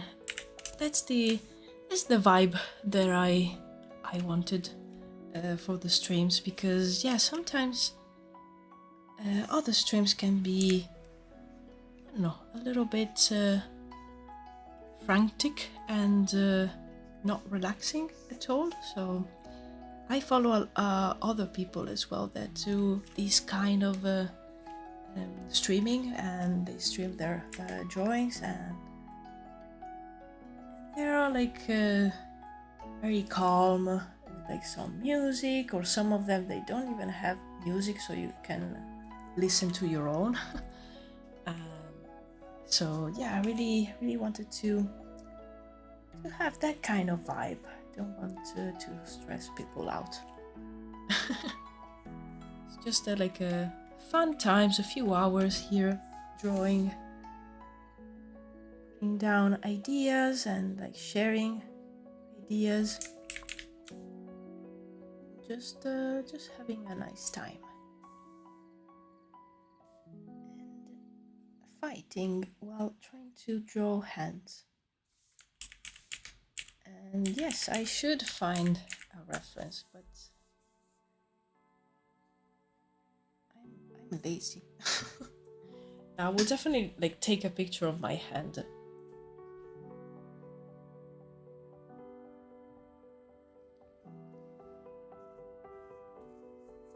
And copy that.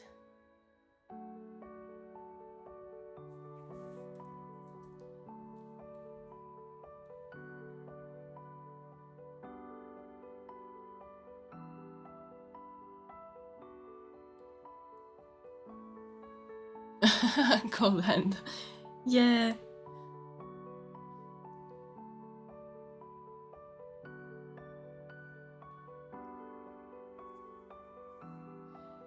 Yeah, Spencer, if you're still watching, I was just checking your Instagram posts, and I love the post where the little like head of the cartographer of the Lisan Institute. I love those. Really like the idea of having like the small character explaining and showing to us everything about the world. I will definitely take some time and read everything, but that's such a great idea. I really like it. I think it's really creative, and the concepts that I see.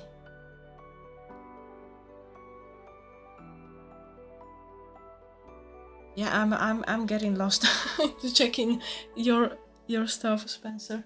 I will take some time later to have a look. Yeah, thank you for sharing. Thank you. Yeah, they're over on Twitch. They're also checking your stuff. Cold Hand on Twitch is checking your profile, and yeah, so thanks for sharing.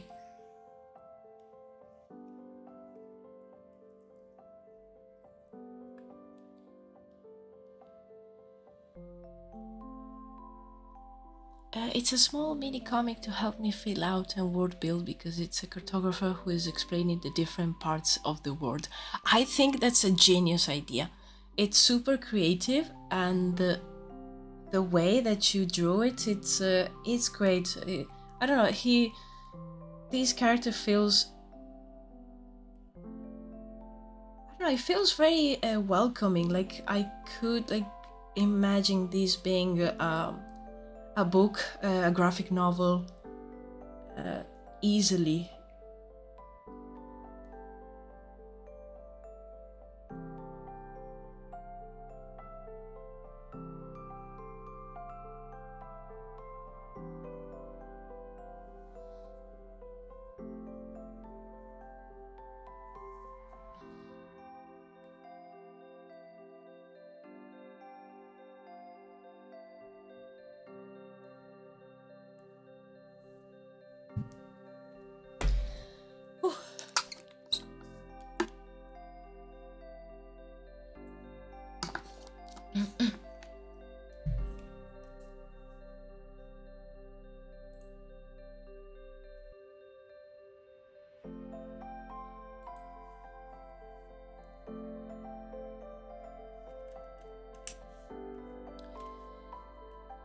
Okay, I think I definitely need to take a few pictures of maybe my hands to properly draw these hands over here, because these ones are just a sketch. I don't think they're that correct. So I think I will, for now, keep working on the head. And on the sketch, I didn't add any hair, but I was thinking maybe this character could have either some hair or something.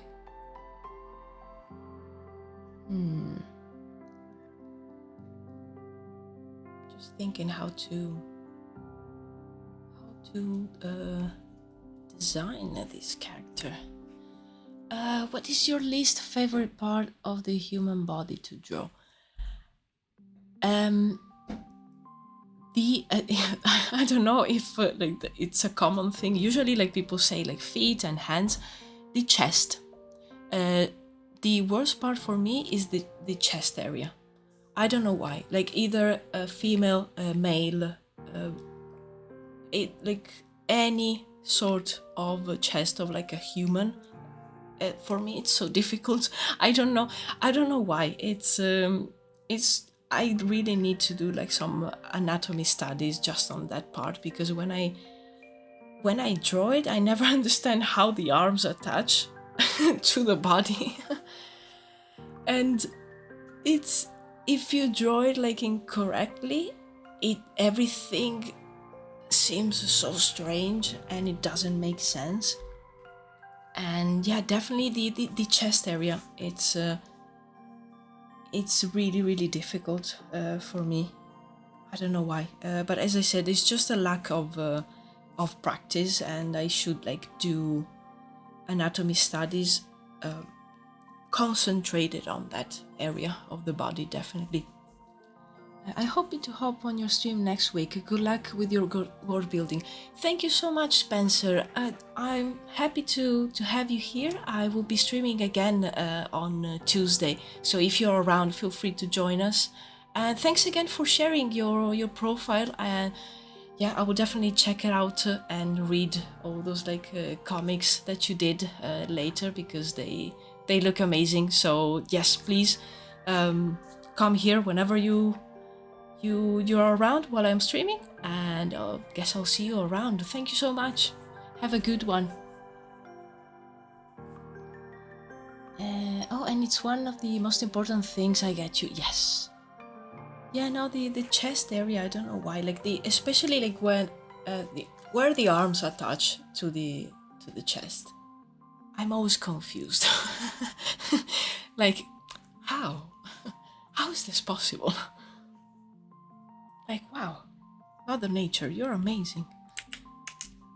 This is so complicated.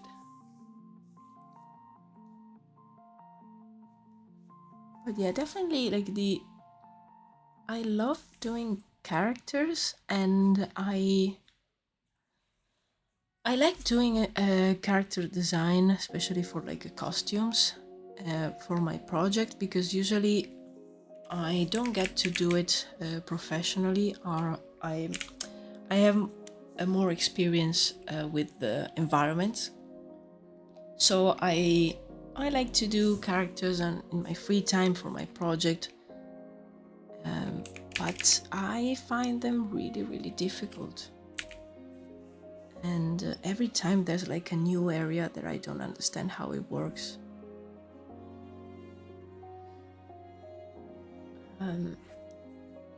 That's why I never draw without reference. Yes, because you're a good artist, and right now I am too lazy to search for a reference, and I'm just trying to wing it. But then I will probably have to come back and correct everything with the reference. I'm just not able to do it without. Yeah, absolutely. I spent like, I think like most of the years while I was studying art in high school, I was not able to draw from imagination, like at all. And it took me like also like years after school of just like practice to try and find like a way to use my mental library.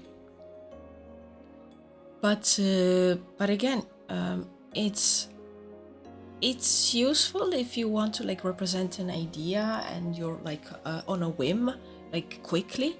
But then like if I want to actually properly do this illustration, I definitely need a reference. I need reference for like not only the hands, but I will need it for the objects in the background, for the like these like bookshelves. I will need it for the plate. I will need it for this kind of like blade, for the quill that he has in his hand. So yeah. Please give me an environment crash course someday.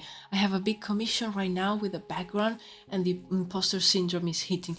No, imposter syndrome, go away, imposter. I will like punch the imposter in the face. But yeah, backgrounds are not easy. That's why like I like environments when like there's no characters, there's no one around, and it's just like landscape. Those are my favorite, because when you like do a background, it's tricky. You have to consider a lot of stuff. But yeah, no, keep the imposter syndrome like away. Just close it somewhere. You can do it, absolutely.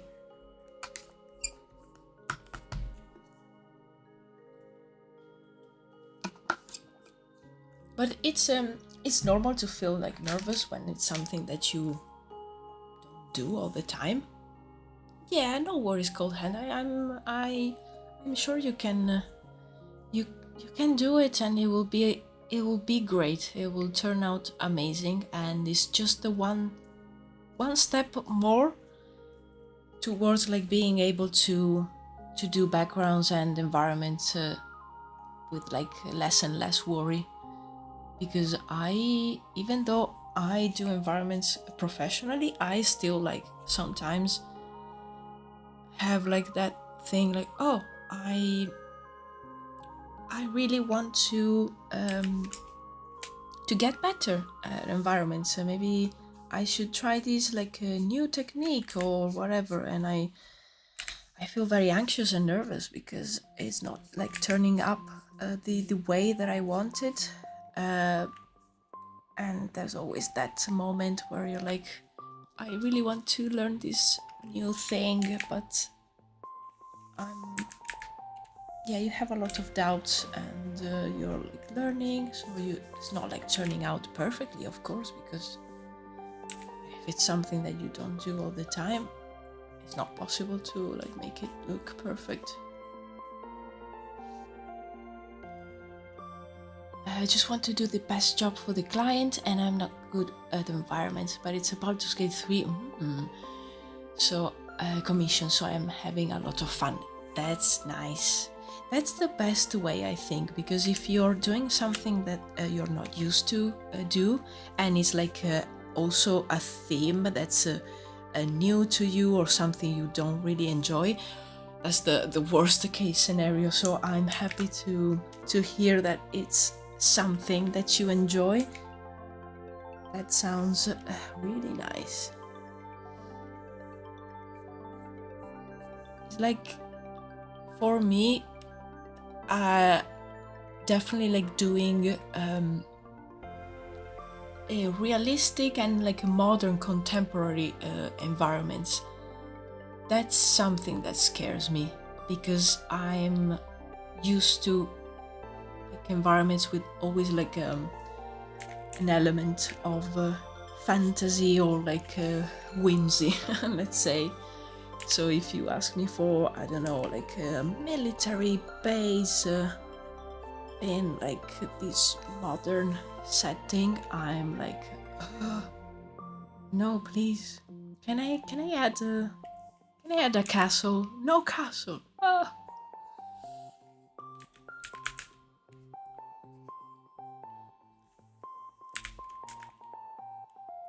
Just gonna flip my image. There you go. That always helps when I feel a bit stuck.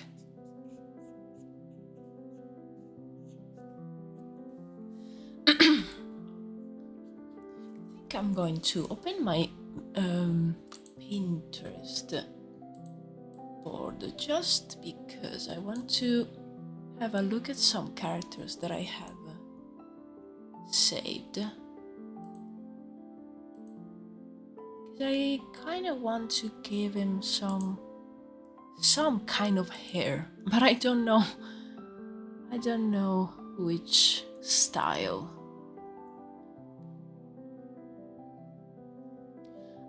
I have to draw a magnolia tree, and it's so complicated. Yes, they are.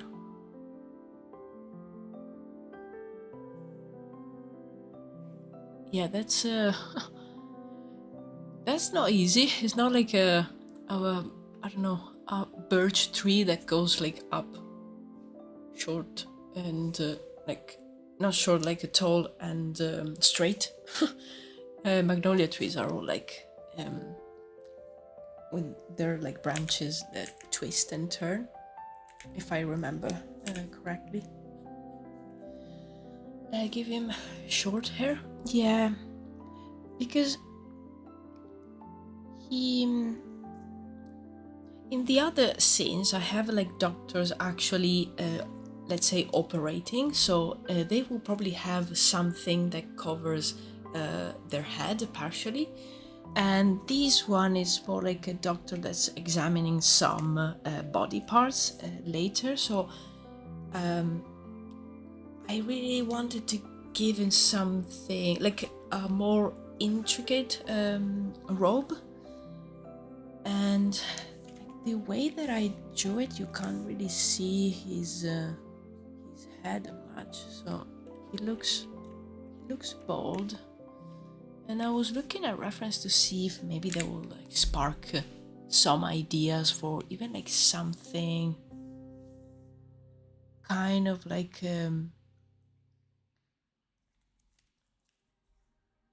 either like some sort of veil or like something. But yeah, I think maybe I will just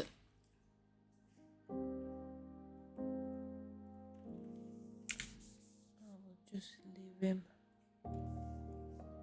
like this and maybe come back to it later.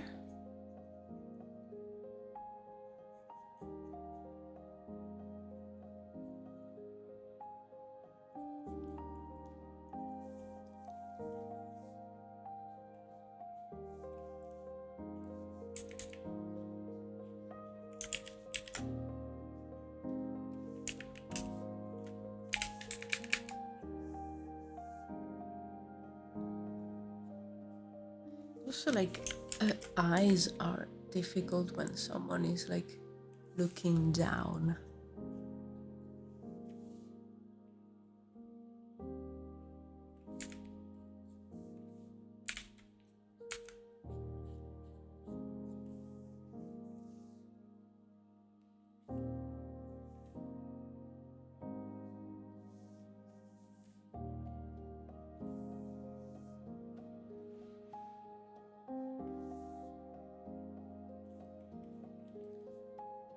Maybe I can just do something like this,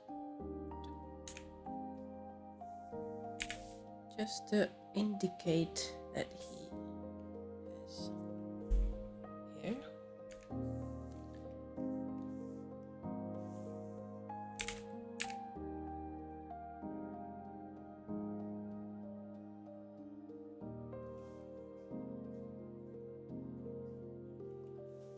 Yeah, definitely need to find also a reference of someone looking down with this expression, just to nail the eye shape a little bit better. And how old are you, by the way, if you don't mind sharing a photo? Oh, I don't mind. I'm 32. Yes, I will be 33 at the end of December. Yes.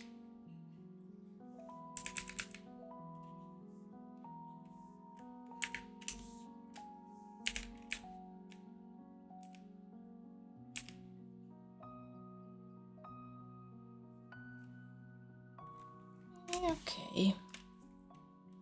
Yeah, it looks a bit strange, but as I said, I really need to find a reference of someone with this expression, or just resolve the problem by just taking a picture of myself. You are 9 years older than me. Oh, baby. No, I'm joking, by the way. But I am 65 at heart. Yes, I'm 83 at heart, so yeah. Absolutely.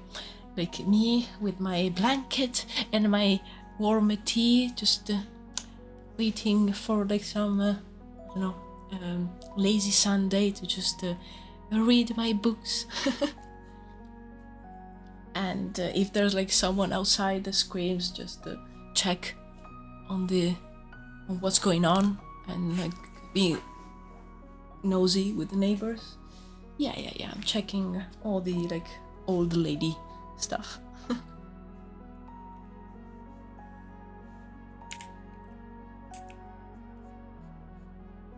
Also like pain in all the joints. Yeah, I had that since I was like 14, 15. So yeah, I'm actually like almost like in better shape now than when I was very young, because I already had like issues with my joints. So I'm quite happy. Recently, someone guessed my age as 32. Oh. Okay, so as someone that doesn't really, I'm not able to guess ages at all, but it seems like a very, I don't know, a thing of now that people always like, they can't guess people's ages anymore. I see like a lot of on TikTok, there are like a few trends of people like just showing themselves, and the people in the comments well, some of them are obviously like trolling, but others that are generally, they can't, they I don't know, they shoot numbers, like ridiculous numbers, to people that clearly are maybe like either older or younger. So it seems to be a common problem right now of like people not being able to guess.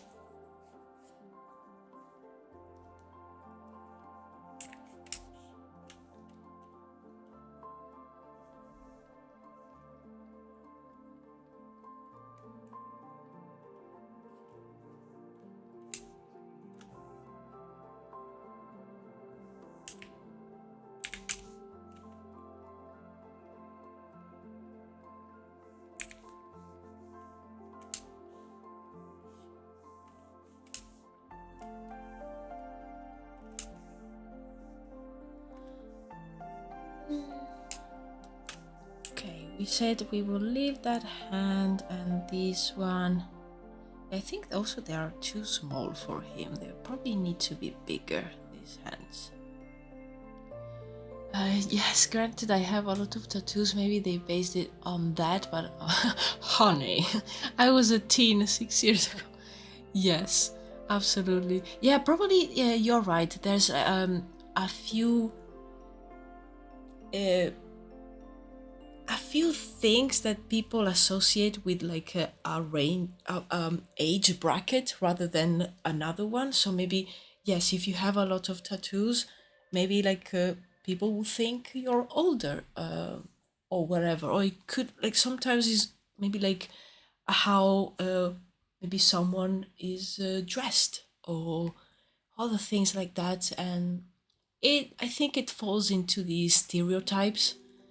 And yeah, I mean, I think like social media doesn't help. It skewed all our vision of like ages and people, and the fact that like online aging is seen it's seen as like the biggest sin.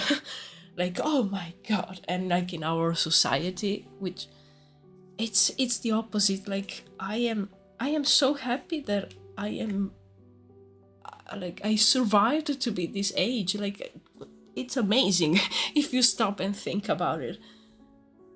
So it's actually like something to be proud of. I don't mind it though. I am looking forward to my first grey hair. With age comes a sense of wisdom that I really aspire to have. Well said. And I can tell you that also all the like the I don't know, the things that one maybe is worried about in his like 20s, in your like 30s, they kind of like disappear. And I think that's one of the things that actually helped me to jump on the content creation thing. I was like too preoccupied and too like scared of like, oh, what my, I don't know, what my friends will think, or what my family will think about me if I do streaming, or like these YouTube videos. I was like really worried, and you're like almost like putting yourself into into a sort of like cage, and then you like suddenly you're like 30, and I don't know, I felt this thing of like, you know what, F everyone, zero F's given, I'm gonna do what I want. And you cannot stop me, like even in the small things, like if you're like someone that like society expect to wear makeup, like a female or femme presenting person, even just the fact of saying I am just going to have a walk, or maybe like I don't want oh, what happened? Hype train? Oh, okay. A hype train for no reason. Whoa, everything is exploding. Whoa. What's happening? Oh, unsafe AI. You gifted some subs. Thank you so much. Thank you so much. Damn, what happened? Literally everything exploded. But yeah, Unsafe AI just gifted 5 subscriptions to Greek Flocky. What do you mean, Kiki? Osanity, to you, Cold Hand Witch, and to Standard Username. Oh, thank you so much, Unsafe AI. Just lurking, have a nice day. You have a very good day. Thank you so much for lurking, for stopping by, and for gifting the subs. Thank you so much. Cheers. I'm just gonna pop some cheers emote in chat. Oh, amazing. Thank you so much. Let me just put some more emotes and make things explode again.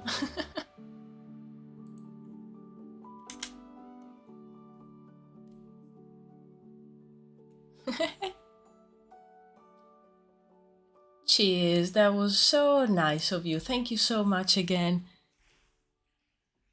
Yay. That is good to hear. There is so much going on right now, and I'm ready to settle. I don't understand Twitch. Yes. No, don't worry. Yes, I'm still learning too, and sometimes like things appear, and I'm like, what happened? What? I see like so many like overlays and stuff. But yeah. Definitely, I think I feel a bit more like free now that I'm a bit older. I mean, still young, like 30. I still feel like, as I said, I actually feel like kind of like younger, even in my body. I had quite a few issues with my joints when I was a teenager, and I was always so tired. I probably had like some maybe I don't know what it was, like probably a few problems, like underlying conditions that went unseen, but now I feel much better, and I feel much better mental health wise as well.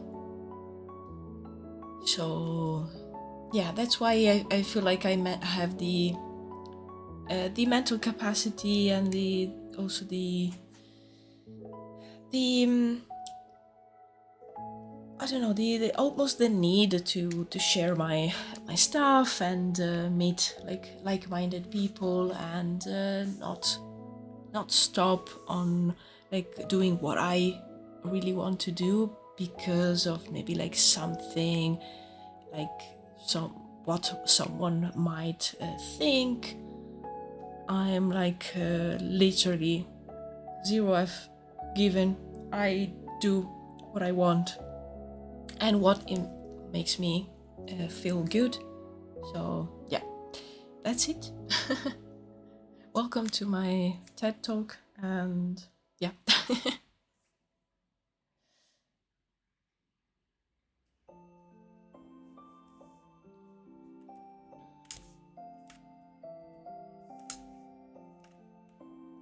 I love the TED Talk. Oh, thank you.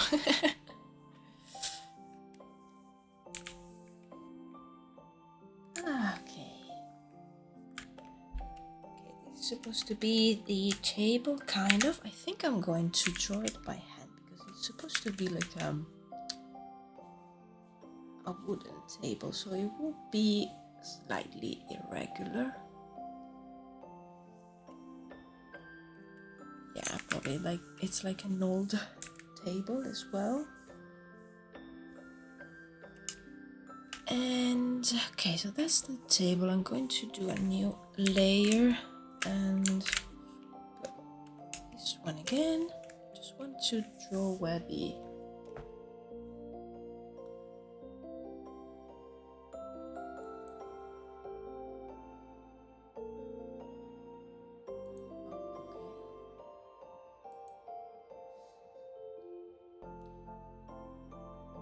we have the ads running at the moment, and we actually, I think we unlocked these this emote because of the hype train of the subs gifted, and it's it's hilarious. Oh my god, I had a nightmare recently where a client was hunting me with a knife because I did not draw fast enough. Random memory. That's horrible. Oh my god, no. Oh no, that's horrible. Oh, glad it was just a nightmare.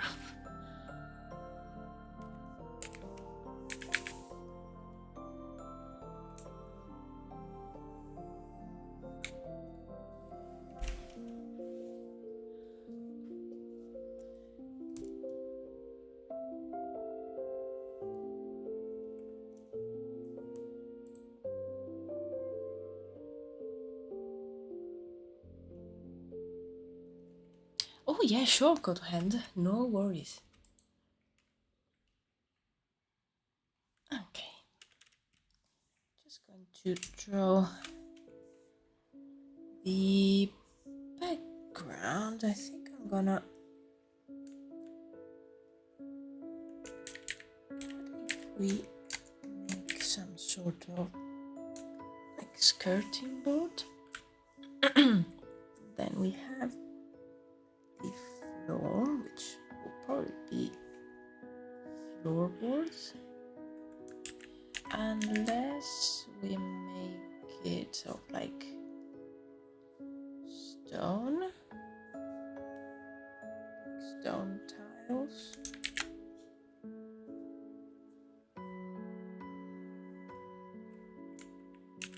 I think it will make more sense to have the floor made of stone, just because if it's this like an, I imagine them working in like sort of basement, and if they're doing all these like experiments, I feel like tiles or stone will be easier to clean from their like gruesome experiments.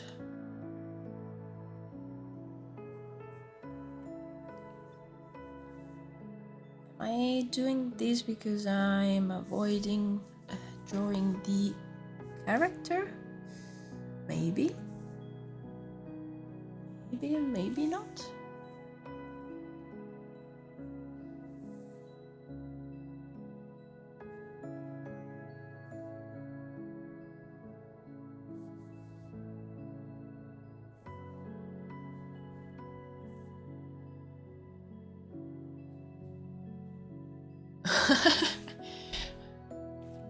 All hail, Cold Hand.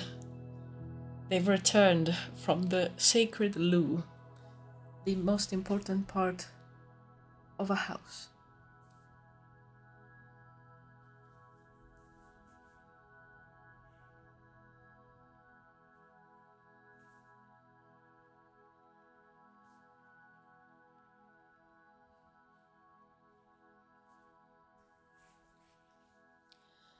Is it though?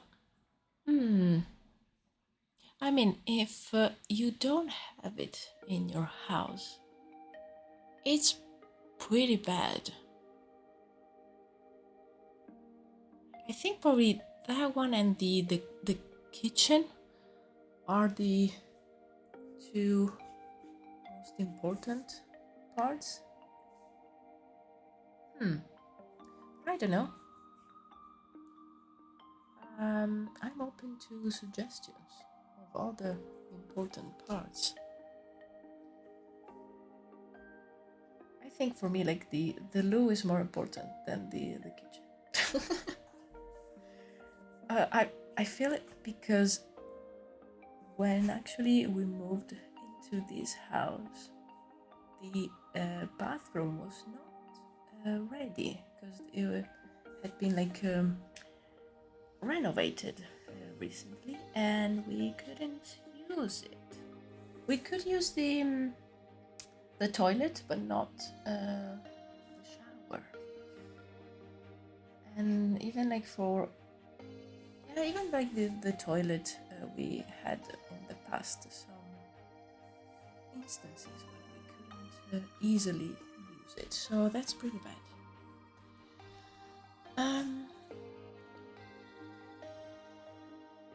When I got a tattoo that was very painful, I thought about the things that I'm thankful for, and the first thing that came to mind was toilets. Yes. Yes, absolutely. Yeah, I feel like for me, that's the place like number one in the house. Like when that's not working, it's a disaster. It's like, oh no.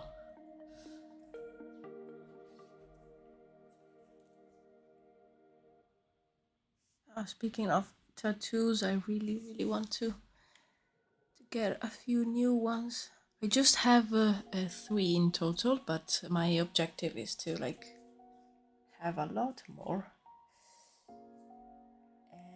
And I definitely need to save some money as soon as I start earning something, because I have big projects in mind.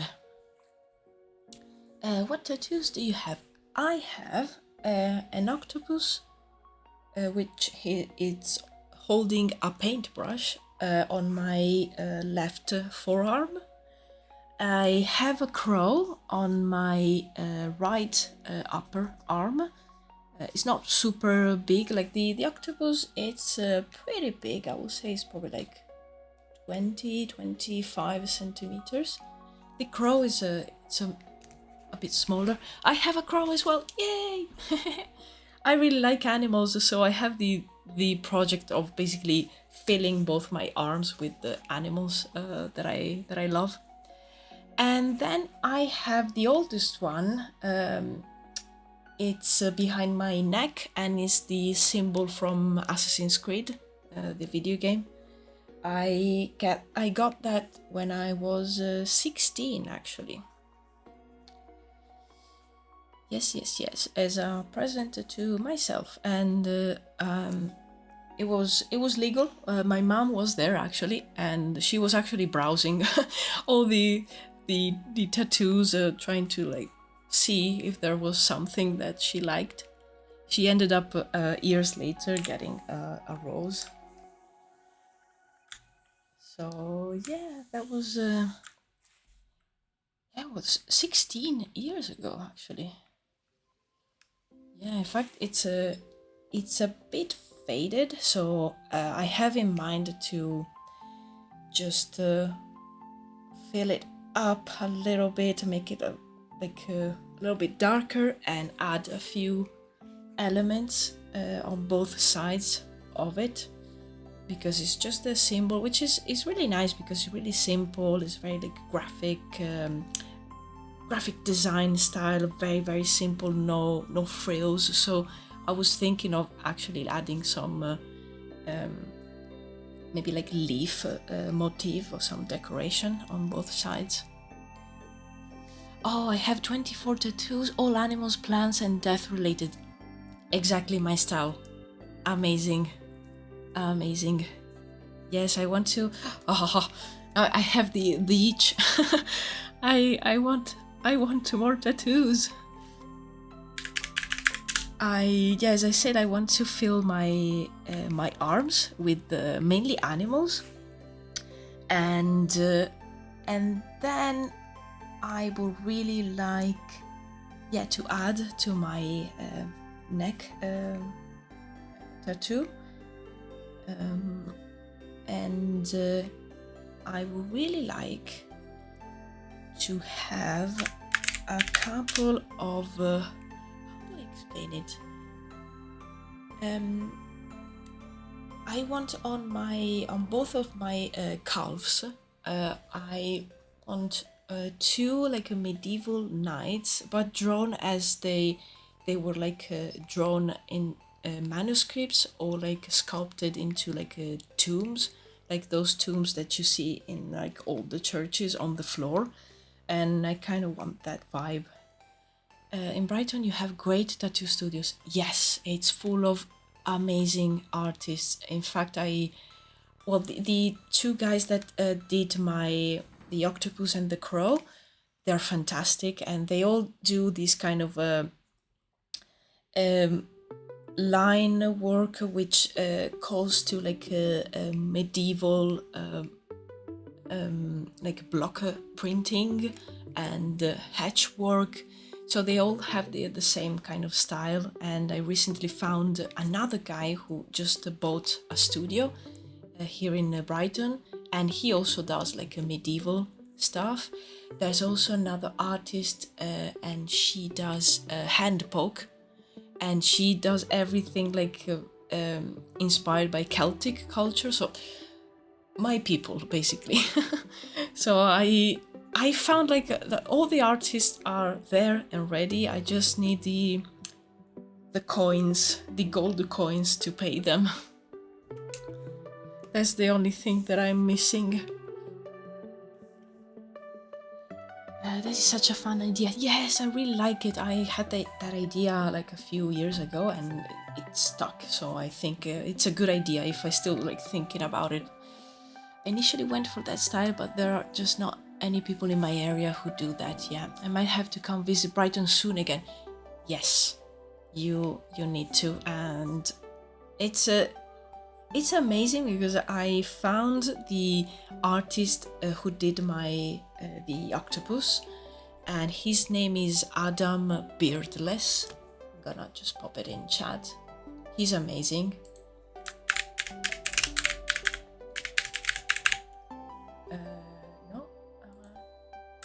Beard. There you go. And from there, like I started like looking for other artists that did the same style, and more keep popping out. And so yeah, I need to save the manzis, the coins. I need to like grab myself like a piggy bank and and save. I will probably start with maybe like some more animals on my arms. I really want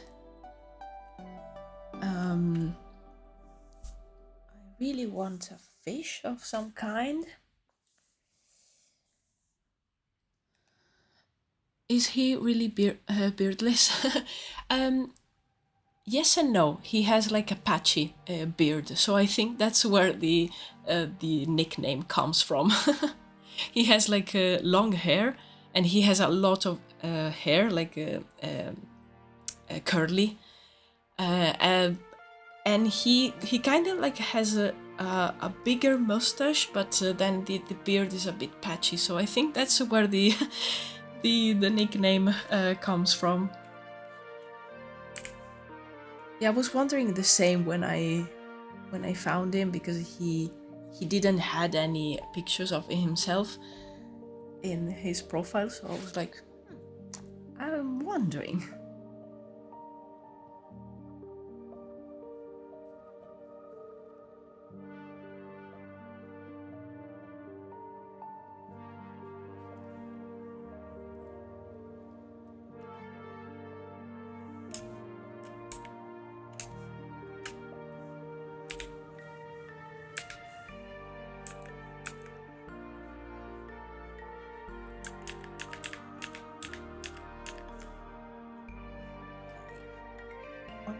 do some sort of like wooden block here instead of something that looks like a plate. I think it would make more sense to have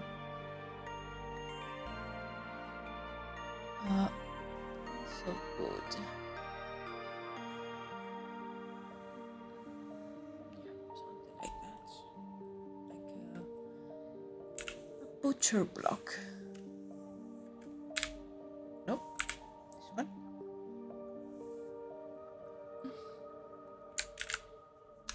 I have a fish on my leg. When we went to the aquarium in Lausanne, they had this species there, and I showed them my leg, and I was like, "Yo, it's you!" Nice. Yeah, still, I definitely want a fish because I don't know. I like how they look. I think they have a very cool design. But still don't know exactly how do I want it.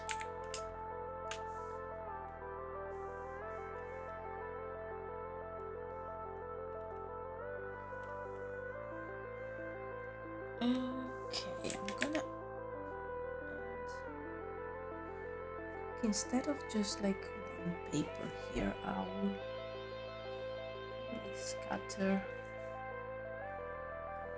through. There's like another one.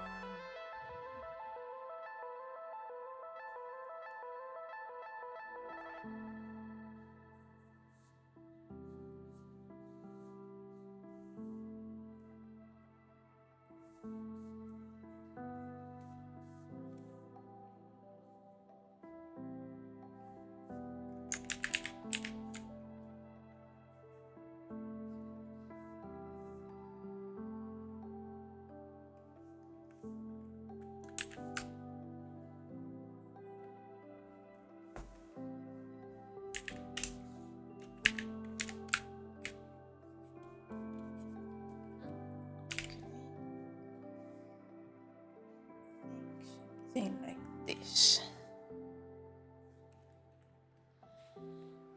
I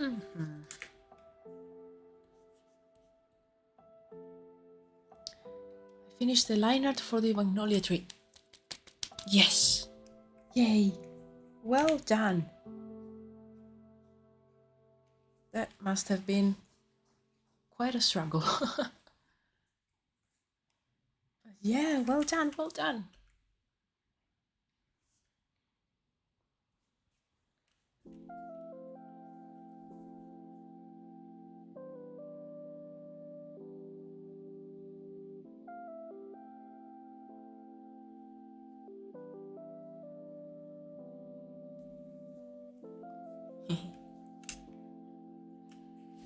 Now to the colors. Oh, yes.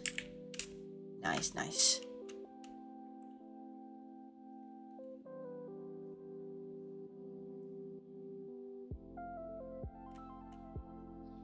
Was just thinking that I drew him with his mouth open because I was thinking maybe he was just, you know, talking to himself and analyzing the organ, and he's writing down stuff. But I was thinking maybe it could be interesting to have another character like just behind him, also like taking notes.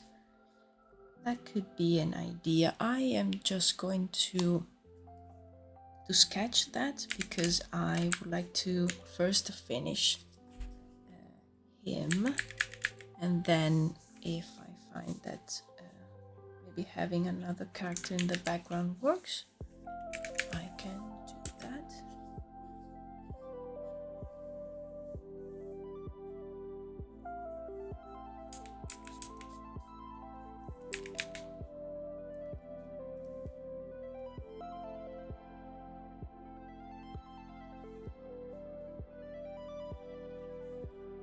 Sketch it really quick.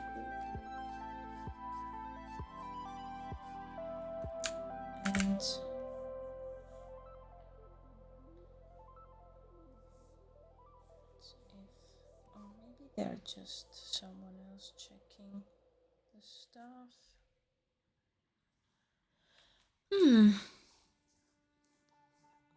Are they lovers? What's their story? We have to come up with one. Yeah, exactly. What's his name? I love that. Just like sketching a few things and then there's a love story there. Yeah, I don't know if it works.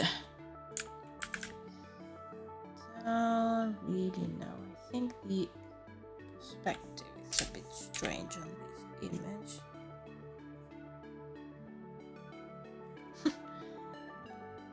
Strange feet.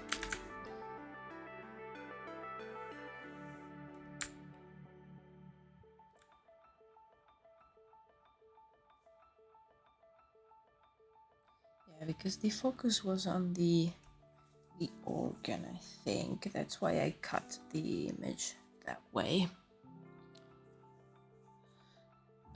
Beetle Mouse and Warm Belly.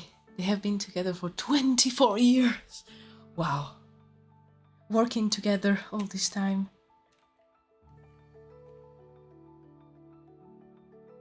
But never got married. Maybe the church doesn't allow it. Oh, maybe it's like a secret relationship. And he's actually like this tall and he stands on the table. Gasp, clutching my pearls. Yeah, I'm having like a hard time adding this other character. I am not understanding the perspective. He's actually like a tiny creature. He jumps on his papers and leaves like footprints, like ink footprints everywhere. Because if I make it like this means that the room is like, whoa. Maybe this one will need some 3D modeling as well. That made me laugh out loud. He's an homunculus. Oh, yes. In a jar. Okay, I'm gonna leave that other character like this, and I think I will need to come back and probably do a 3D version of this one as well. I like the one that looks the most complicated, which is the top view, is actually the most like, simple one. Oh no. Oh, I could maybe, if I fancy, I could finish the hand for this one just before going. I'm going for a little bit longer since I started late, so I'll probably do another 10 minutes or so. I think that's enough to do this hand, and in his hand he probably has some kind of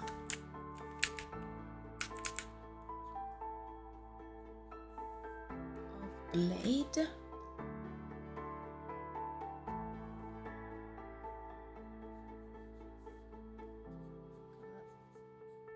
Draw it really quickly first.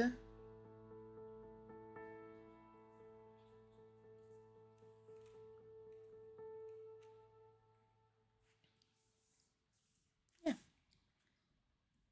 something like this could work.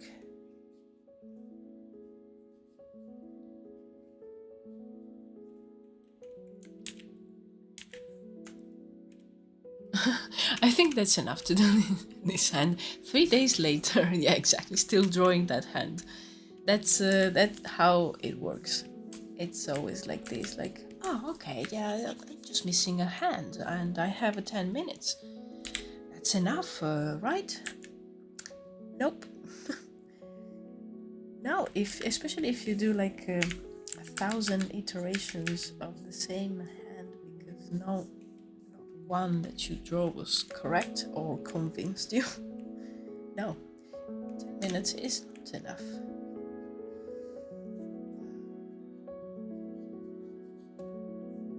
Yeah, again, I am too lazy to look for references, so I will just sketch really quickly. Also, I tend to do these often, which I heard being called like the sandwich of reference using, which basically some people will start, maybe they have an idea in mind and then will jump straight into looking for references, and other people will maybe like have an idea, sketch it down, and then when they find, for example, like this hand is not working, and when they find parts of the image that will need more like attention and more study, they go back and find some very like specific references. And I think I do a little bit of both depending on the situation. Yeah, I'm definitely the first one. I think I do a little bit of both, and I find that when I'm working professionally, I always do the first one. Especially because maybe the idea comes to you already written. Maybe there are a couple of reference images already, but then I will start like first thing, mood board, like finding references and reading the idea quite a few times, and really constructing a good mood board. But when I work on my stuff, sometimes I will do the second one. So I will have an idea and like just put it down as a rough sketch right away, and then I will look into finding references that work for that image. Where do you do your mood boards? I always use Pure Ref. I think it's great, especially the fact that you can have it like above the window of the program that you're using, and I pulled like the images from I don't know, Pinterest, Google, or some maybe like photographs that I took, and just create the mood board there.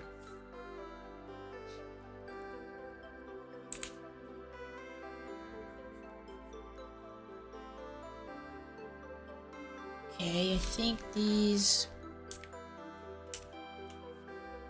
like hand gesture, like hand position, I think that works. But as I said, definitely needs some reference research.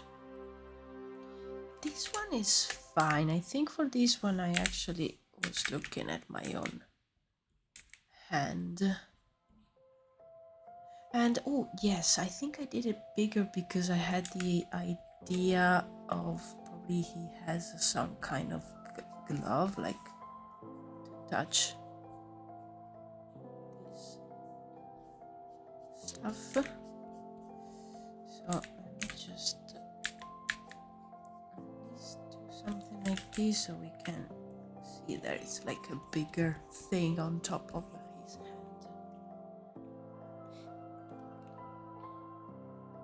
And yeah, it looks like some sort of animal, but it's not.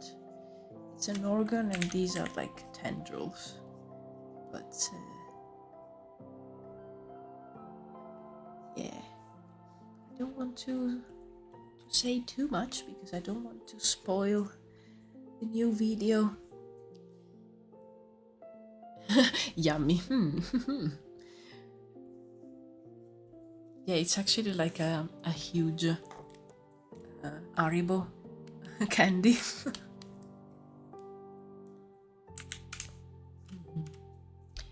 yeah, I think this one it's pretty good. It's like a huge teddy bear, like the bears, like gummy bears, not teddy bear, gummy bear. Gummy bear. Oh, I want some Haribo candy, and I think I do have some. I do have some somewhere in the house, so yeah, that might be my treat this evening.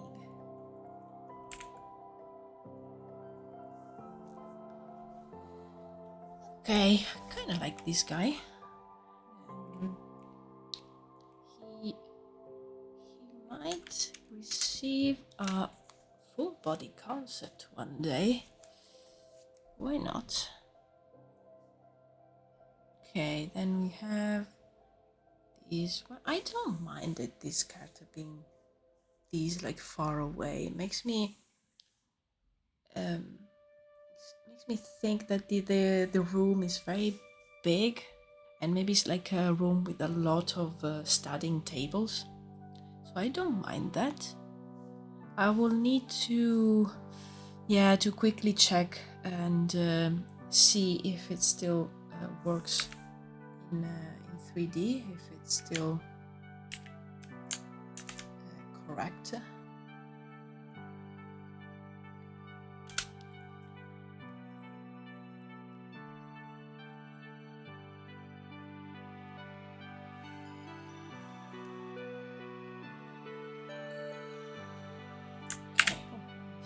Okay,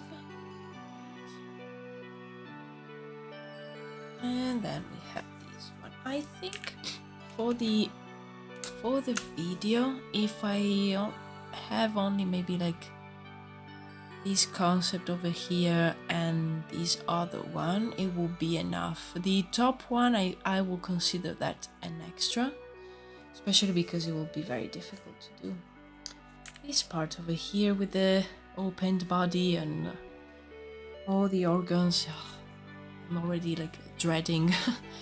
At least like I don't want to take too much time to do like a very complicated illustration. I could, otherwise like the video will never come out. So I could like leave this one to do, but not for the video, just to do it in general, because I feel that this one will take a lot of time. So yeah. Definitely the other two are the good candidates for the video. Okay, I think I will end this stream here. I am really happy about the progress today. Let me just open this one is completed. These like flat color concepts, which are actually like my favorite, because I think everything is pretty clear and it's very readable. So I'm really happy of how this turned out, and these are really great because if I ever change my mind and I want to like add more detail, they are ready. They're already like a base to work on.